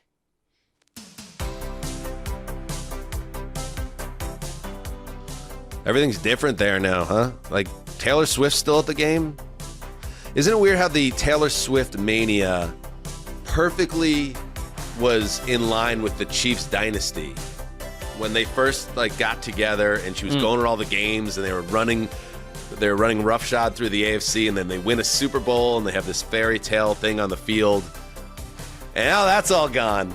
She's still at the stadium. Travis Kelce is maybe or maybe not retiring. He kind of hinted both ways after the game, it seemed. And the Chiefs are just losing. It's a whole different world now. 20-13, they fall to the Broncos as the Broncos improve to 13-3. They are 1 win away in Week 18 to clinching the top seed in the AFC. And it was not a dominant effort by the Broncos. It was the type of game, Mark, that kind of might frustrate certain people that don't totally buy in on the Broncos as a true dominant force in their conference. And yet, they've been doing this all year. They do enough to win, and they did it again against a deeply shorthanded Chiefs team.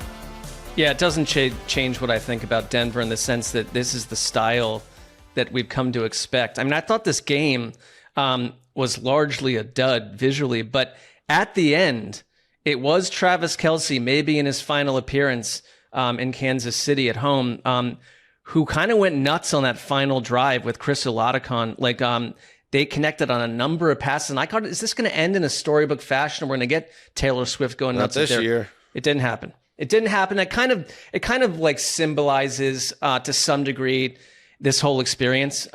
It's got to be wild for Broncos fans to, no matter the score, to have this result at this time of year after being whipped by this team for a decade plus.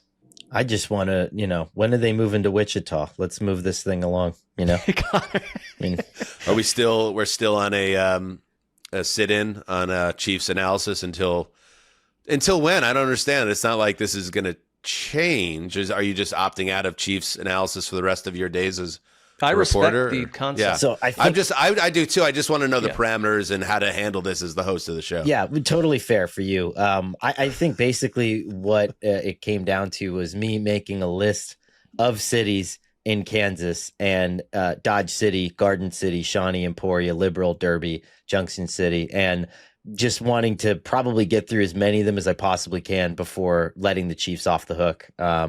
Because this whole thing is going to be hilarious. Like, the team is going to be so bad by the time they actually build a stadium and move there that no one's going to give a shit. Like, Patrick Mahomes will be retired. It'll be really fun.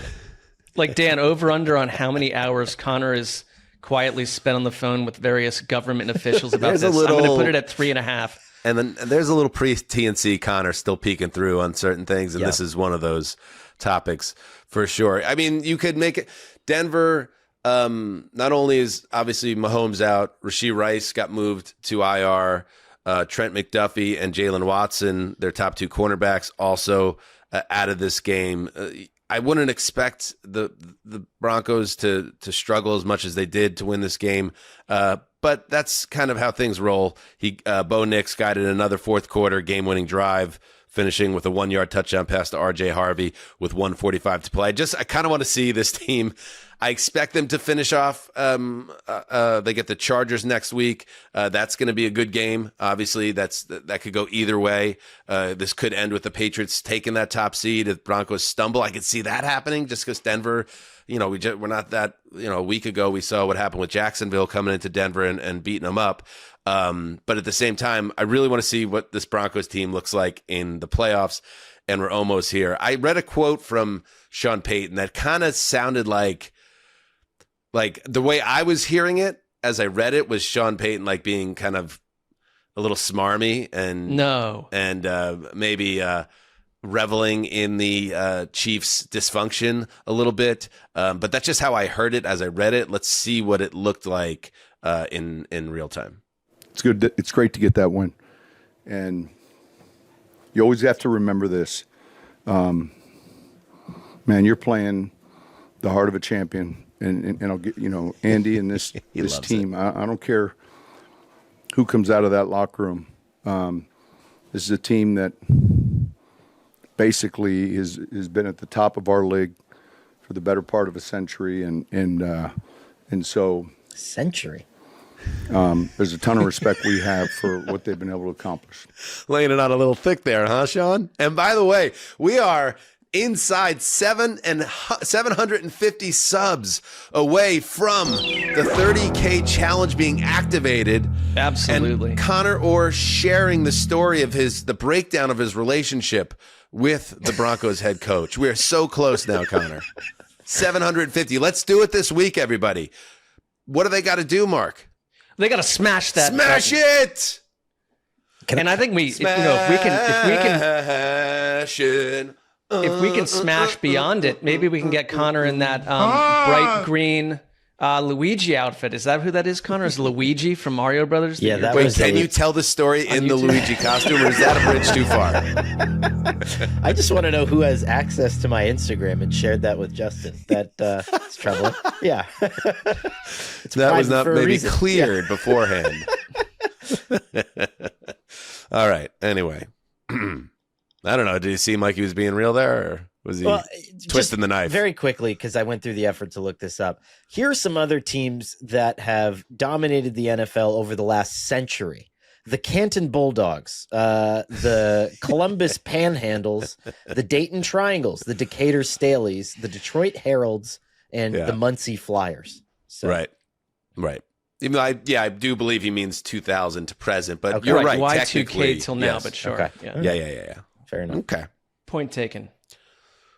Okay. There are also a lot of pretty bad Chiefs teams, as I remember it, before Patrick Mahomes got to town. But listen, I think he could have just said the last 10 years. It would have been totally fine.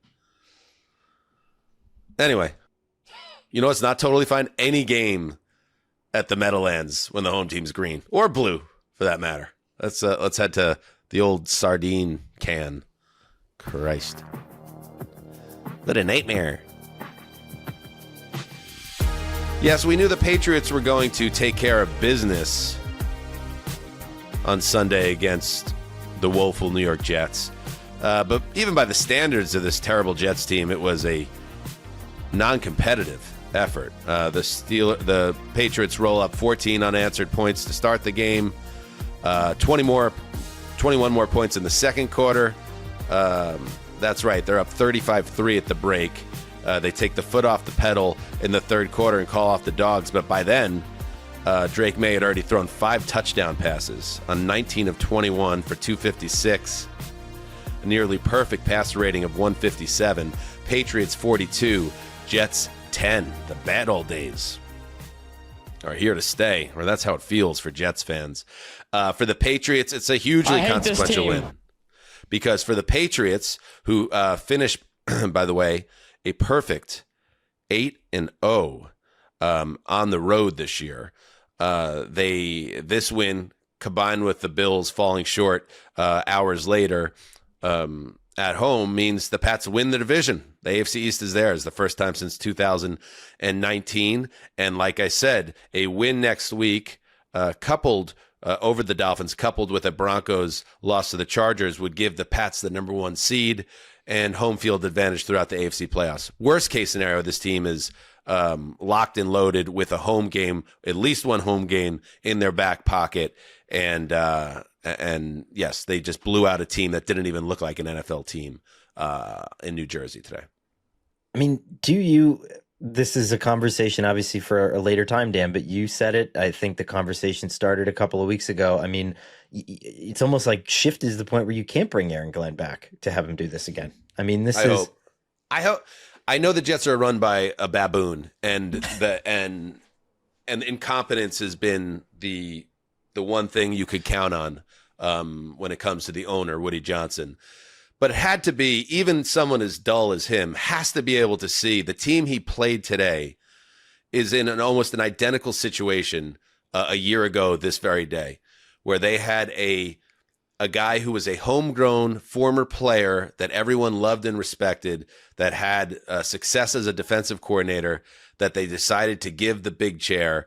And he's a nice guy and people like him, but he was not the fit for the job. And then ownership, in this case, it was Robert Kraft, said, you know what? I'm going to fall on the sword here and go get the best guy in the market, who is Vrabel. So Gerard Mayo, one and done, despite that never being the plan for the New England Patriots.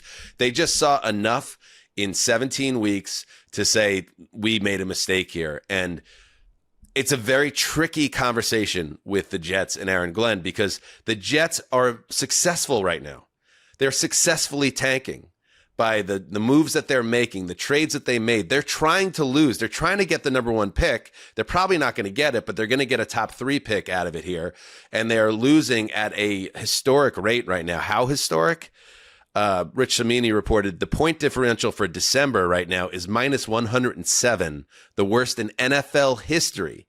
So how do you reconcile, Sessy, a team that is actively trying to lose, and they're doing that, but they're losing too badly? And is that the fault of the head coach and the sign that he has to go, or is it not fair to fire a head coach when you're trying to lose in the first place? Well, only the yes. Jets. It is a specific Jets-y issue, because I think part of it is like, if we knew everything that had been said or what had been dealt with behind the scenes, maybe we'd feel more comfortable with Aaron Glenn. Like, if this was the plan, I don't trust the Jets to have a deep state plan like that. Like, I guess one thing that I think hurts Aaron Glenn too is beyond the tanking part, which there are other teams out there that are tanking too. And it's not just we're not looking at the coach specifically and wondering what's happening with the coach. Like, we are in a year, as Justin mentioned, where there's like 5 legit coach of the year candidates, and they're mostly first year, or they're Vrabel, or they're first time coaches. And Aaron Glenn stands out to me as the one where I'm like, I have no idea what this guy is about other than tough guy acts at the podium. Like, our team has lost 8 in a row, and I'm going to browbeat reporters and tell everyone how great we are. We're the freaking New York Jets, so we're built for this shit. Here's Glenn after the game. Yeah.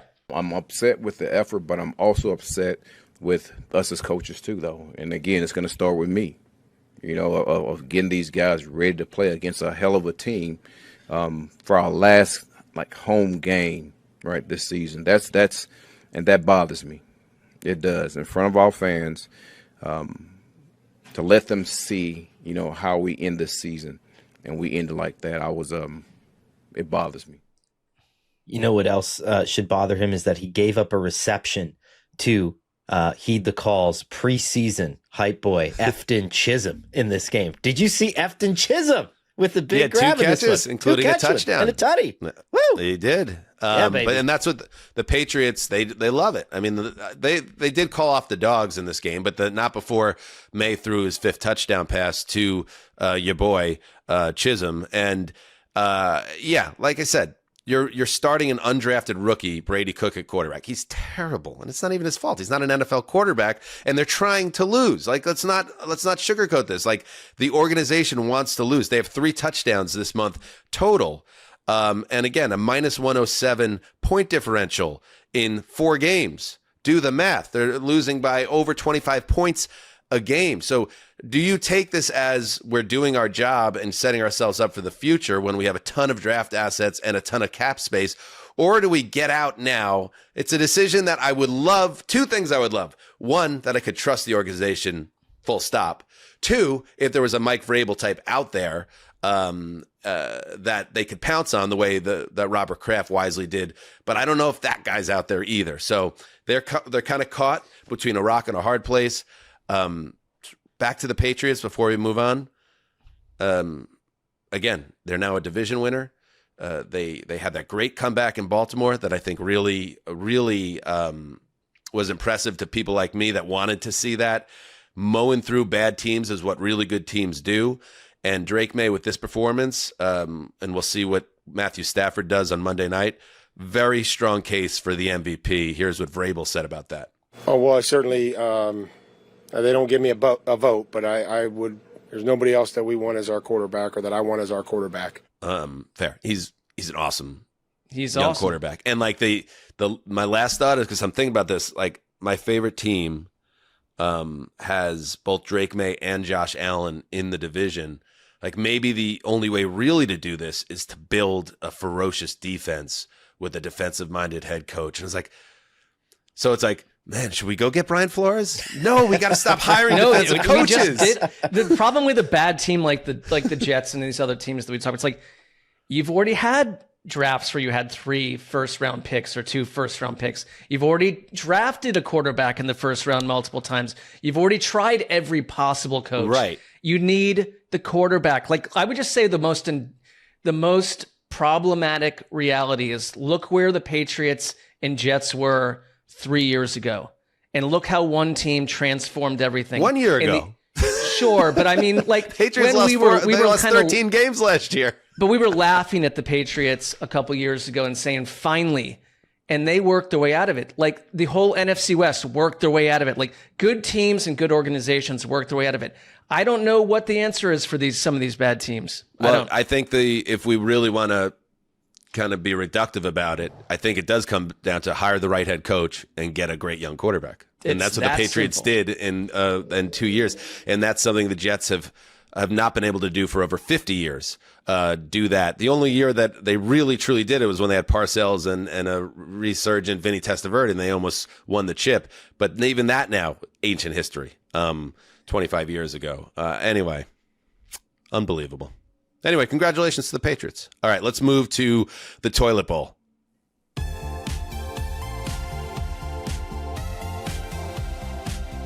This seems a little too joyous for the toilet bowl. What else we got?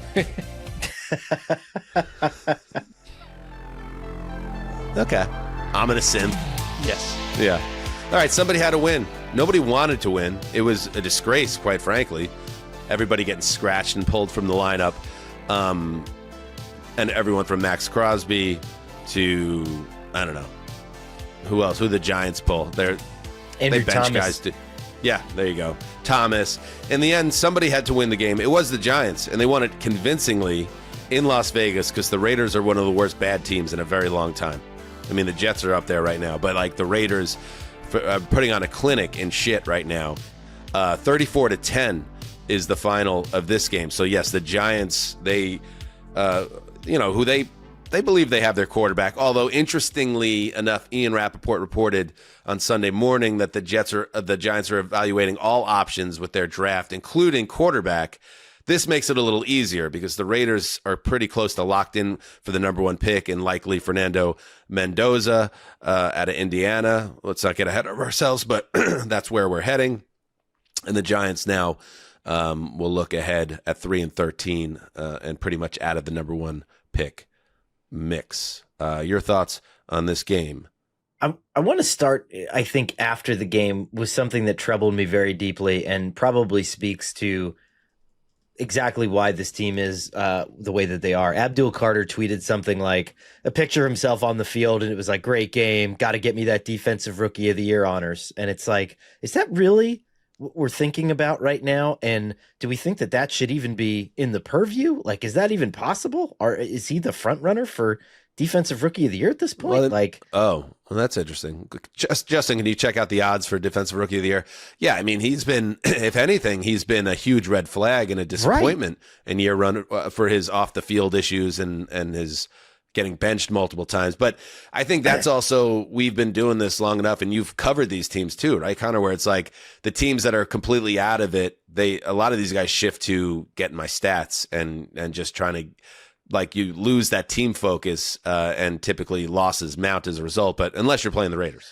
Right. And I just think it was impossible for the Giants to lose this game. Jackson Dart looked good. I mean, he only threw 8 incompletions, ran for 48 yards and 2 touchdowns. And Geno Smith was booed from the second he walked on the field and was eventually replaced by Kenny Pickett. I mean, as if this is Geno's fault. Right. I know he's not a solution, but come on now. Yeah, I think things have just gotten dark and uncomfortable there. Nice game for Michael Mayer, though. He's kind of been relegated to that 12 personnel, like dual tight end guy, but we forget he was a second-round pick a couple of years ago, and so he had a nice game. I mean, they do have they have guys, the Raiders. I just don't understand how it got so bad so quickly. I don't know. It's a very Raiders scenario that we find out that Mayer, we know he's a good tight end, but like the minute Brock Bowers is ripped off the active roster for this game because they are openly tanking, then they have another tight end that's really good. So your best position is one where one is simply made redundant on a week-to-week basis by the other, like versus stacking strength at various positions. This is not on Geno Smith entirely, but I have had it with, I am not going to, if Connor doesn't want the Chiefs to move to Topeka, I am not going to sit through an offseason where some organization tries to peddle me with Geno Smith as their starting quarterback. He has regressed. He is a backup quarterback and nothing more in my mind ever again until proven vastly wrong. I'm not trying to say anything personally about him, but I am exhausted with the coverage of Geno Smith over the past couple of years. And you've got to be honest, he has been one of the worst professional quarterbacks in the entire NFL this season. And a lot of these games and the turnovers do trace back to Geno Smith. And I don't hear a lot from him or anyone else owning that inside that organization. This is a disastrous team. Members of the football cognoscenti have been insufferable about Geno Smith in recent years, pumping him up to be more than he is. But I think like this year is unfair to bury him entirely either. Like he's better than this quarterback, but he's also not maybe the guy that people were trying to position him as some type of true franchise quarterback either. And that's how he got paid on his previous contract. That said, I think he now will shift into his the Jameis Winston portion of his career, or the Russell Wilson portion of his career, best case scenario, where maybe he signs as a number 2 and ends up starting games. But I think the days of getting signed to be a starter could be numbered. And just so you know, the Raiders 2-14, they've lost 10 straight, and they're a full game clear of everyone. And they have the Chiefs at home in Week 18. The Chiefs have the opportunity to do something very funny, which is somehow lose that game. And that would be smart because the Raiders desperately need a quarterback, as we're talking about. And if you could somehow bang the Raiders out of the number 1 overall pick by tanking yourself at an even higher level, because you'd like to move up as well on the draft board, just like think about it, Andy Reid. Think about what you can do in Week 18. Yeah. All right. Where are we at on the defensive Rookie of the Year odds, Justin? Yeah, so Carson Schlesinger is a strong, heavy, haven't seen a strong favorite this strong in a while, favorite at -600. Then you got Nick Emanwari, the Seahawks safety, +700, aka 7-1. James Pierce Jr. of the Falcons, 7-1. And then Abdul Carter is next, so he's 4th. Those guys are 7-1. He's 100-1 to win Rookie of the Year. He's not going to win it. In this game, like he created a neutral zone infraction that took a sack off the board from someone else. Like, why are we tweeting about? He had a neutral zone infraction that wiped out a pick 6 last week. Yeah, I mean, like, why are we talking about this? He's having a tremendous rookie campaign. Why are we talking about this? Good God. Ridiculous. Hey, there you go, Mark. You got Carson there as well. You might not get the sack record, but there are pieces in Cleveland. He is like DNA Clay Matthews. I'm telling you that. Like, this is a good player. Oh, baby boy. All right. Toilet bowl in the rear view. Let's move to Nashville, where the Saints and Titans did battle.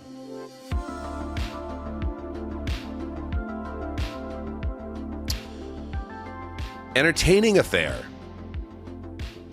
where Tyler Shuck continued to impress. Throws a 10-yard touchdown pass to Kevin Austin Jr. with 6:22 left to put the Saints ahead to stay. They came back from 13 down to beat the Titans 34-26. Shuck is now 5-3 as a starter. The Saints have won 4 straight, up to 6-10, and he outplayed Cam Ward, the number 1 overall pick in the draft. Shuck, 22 of 27, career best 333 yards, 2 touchdowns, passer rating of 142.7. We'll get to you, boy, Justin, because I know Cam Ward I saw some comments out there that he made plays as well in this game. But I do think one of the big pleasant surprises of this season has been Tyler Shuck and the Saints believing they might have their guy, and he continued to build on that on Sunday. Yeah, I think we can take the Saints out of the QB market in this upcoming draft. Maybe they get somebody veteran status in free agency, but Tyler Shuck's old enough to be a veteran anyway. Haha, no, just kidding. No, Tyler Shuck was great in this game. And the Saints struggled in the first half. The Titans took their first double-digit lead into halftime since week 1 of last season, so a long time there. And the Saints erased it and overcame it in the second half, outscoring the Titans 24-6 over the final 2 frames. So that was a nice performance by Shuck. I don't think it's a coincidence that once they got the run game going in the second half, the pass game got going as well. And he was, their fourth quarter was uber productive, like 250 yards of total offense in the fourth quarter, which I think outdid what they had accomplished in the first 3 quarters. So he looked great. I will say context matters a little bit. This Titans secondary might be the worst collection of secondary players a team has fielded this year. Multiple guys signed off the street in the last month, practice squad, elevations, and the like. So it's not like he was doing it against great competition, but he was also missing a bunch of starters himself. Obviously, we know Alvin Kamara is not there, but beyond Chris Olave, they had guys elevated from the practice squad playing receiver for the Saints as well, and they just dusted the Titans defense. And he looked good. I mean, he's going to be their guy, at least for the next year or two. And Kellen Moore, I'm impressed with him too. Here's Kellen Moore on his quarterback, Ellen Moore. Just an awesome game. The composure, navigate some stuff early, big play after big play. He's obviously having a special season. I know he doesn't start the season as a starter, but just the way he's handled himself through this whole journey, I think really, really special. And I think obviously the on the field speaks for itself. Pretty wild development if you come out of this as the Saints after what we were thinking in August, that you don't need a quarterback in this draft. That is a pretty wild development. I have been watching Cam Ward on these Sundays more and more. And like, I know, Justin, I know that you no matter what, you were going to root for him. I see him making plays every week. There was an incredible moment in this game, though, where Chase Young absolutely devastated Cam Ward, but also grabbed the ball away from him in midair and ran for a touchdown. It's not even Cam Ward's fault, but it was one of the wildest physical acts that I saw in a month.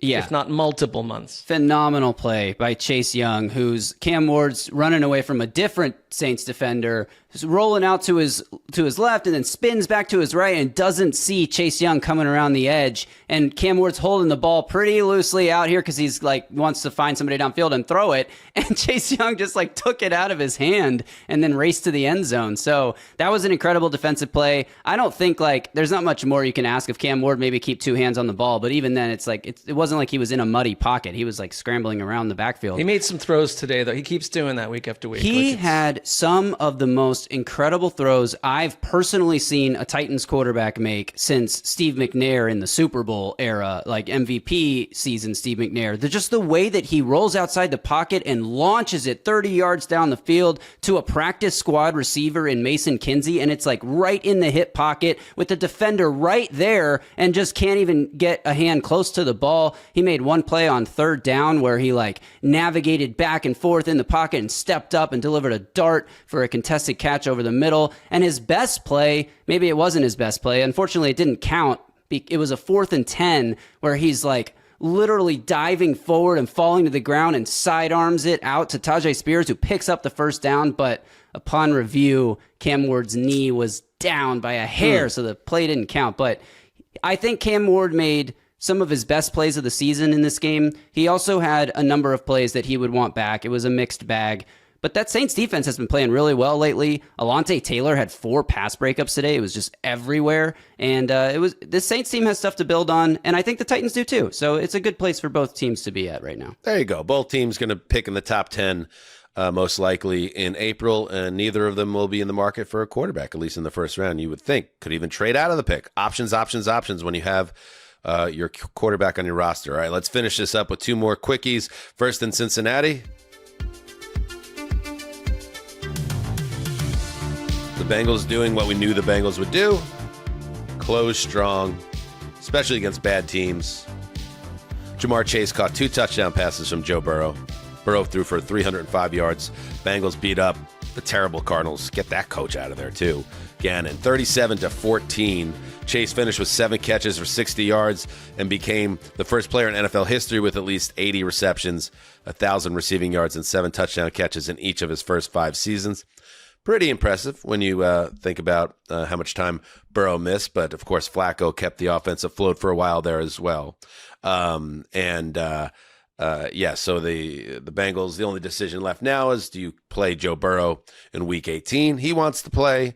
You want to keep Joe happy. He gave his offensive line fossils as a gift, which I'm sure they're probably privately pissed about. I think that probably had mixed reaction behind closed doors. Yeah. What's the price tag on this? Because I've gone through this with employers in the past where it's here's a $25 gift card to, a Golden Corral. And it's can I just have $25? And if you're going to buy me a $50,000 fossil, can I just put that in the S&P and make that the college savings for my child instead of, just toting around a dinosaur fossil? Yeah. Can I just get a Hummer like Brock Purdy? Right. Yeah. And then you got to bring it home to your wag and be hey, where do you want to put this? Nowhere. Yeah, I don't know. That's a weird one, but he's increasingly a weird guy. I wonder. It did cross my mind, is Burrow the next Aaron Rodgers, where he's just going to get increasingly out there as he gets deeper into his career. But I'd be fine having him as my quarterback. One more note on this game: the Cardinals are a joke, but hey, if you're out there and you had Trey McBride on your fantasy team like I did, what a ride we had. I know he came up small for us last week if you were in the semifinals, but if you made it to the money round this week in your fantasy leagues, 10 catches this game. He finishes, he's up to 119 on the season. Trey McBride, the tight end of the Cardinals. I know it's probably under the radar for a lot of people because it's the Cardinals and most people stopped caring about him about 3 months ago, if at all. But he has 119 catches this year, and he also has 11 touchdowns, and he's closing in on 1,200 yards receiving. It's one of the best seasons ever by a tight end. So, and what might be the last Jonathan Gannon sound clip in the history of this show, here he is on his tight end. And I'm proud of him. He shows up to work every day and battles, and he's one of the best players out there. You know what I mean? And that's really cool. I'm down about the team, and I know he's down about the team, but I don't want to overlook that. He's had a fantastic year. All right. Good for you, Trey McBride. Let's finish up with Cowboys, Commanders. Another Christmas Day nightmare for the NFL.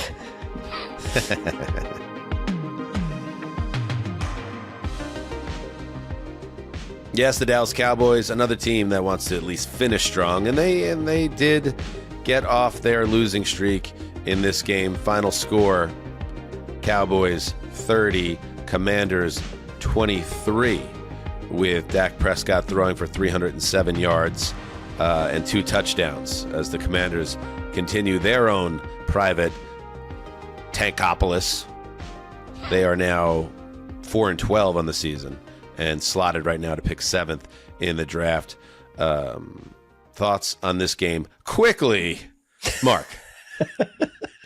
I mean, I think it went as you'd expect. You're dealing with Josh Johnson for the against the Commanders here. I mean, they feel dead to me. They are a mess on defense, and They Prescott, feel dead to you? I think it's pretty safe to say that the Commanders are dead. Yes. They are a corpse. Yes. To the point where I know Dan Quinn is beloved by all these people. Like, are we sure he's coming back? I think we are, but like, it's just like they've no-showed for 7 of the last 8 or 9 weeks. It's been one of the roughest watches around the league, where I don't think the Cowboys have given up. I don't. I think he gets the pass. I think he gets the pass because of the quarterback, but you're right. It can't be as great as it was last year. It was every bit as bad this year. By the way, quickly into the booth. This is a trope now. When guys in the booth want to look cool on Christmas, they keep on dressing up in, like, I think it's supposed to be a Santa look, but they just look like Mrs. Claus. Right. So here's now Nate Burleson looking like Santa's wife. Yeah. From the neck down. So yeah, there's a feminine element. Check it out to on that. YouTube if you dare, or like maybe the leader of the elves. I don't know. Definitely and they not. gave your man my very own podcast. They gave your man his very own Santa costume, but it's not like, I'm not thinking Santa when I look at it. Well, And I look think, also like poor No doubt Eagle. about it. No doubt about it. Poor Iron Eagle next to him, just in a gentleman's suit, trying to announce a game, and you've got this act right. unfurling next to him. And I would imagine Legend, that's the rap moniker of Gravedigger. Check out the Patreon show on Fridays if you haven't yet. You're in your own little beef, like Tupac, Biggie beef with Nate Burleson's past rapping as New Balance. You have, when he's dressed up like this, you got to be thinking to yourself, like, I look way more hard out here in the streets, right? Totally. And actually, my parents got me a Christmas ornament for this year. My mom does this thing every year where she gets me a Christmas ornament that's based on something that happened in the year. I love Party Elise. And this year's was me as a rapper, Legend. It's Legend as a Christmas ornament, and it's fantastic. And my parents also got me a hoodie that just says Legend on it. So maybe Wow, for the that's next great. Patreon I love it. show. I love it. You're giving us merch ideas. Check out the exclusive merchandise of Heed the Call that's available right now. And shout out to Party Elise and Party Jay and the whole Graver family here during the holidays. And if you are not aware, Justin Graver, after Super Bowl 60 on our Super Bowl recap, will end the episode and our season by doing a full rap like Billy Joel style about the season that was. And if you don't get the reference, look it up, Justin. We didn't start the fire. That's what we're looking for. I know the song. Mm-hmm. Just not the lyrics. Well, that would be the reference then, the song. Right. But we're excited for it, and I know everyone else is as well. All right, let's get out of here. That is the week that was. We will be back Monday night with a recap of Monday Night Football, latest in the news, and of course the power rankings. We only got 2 of those left, I believe. Maybe 1 left? I don't know. Let's just make it count, whatever it is. The calendar, the days are flying by. So make sure you're there for that. And until then, do what you must. Heed the call.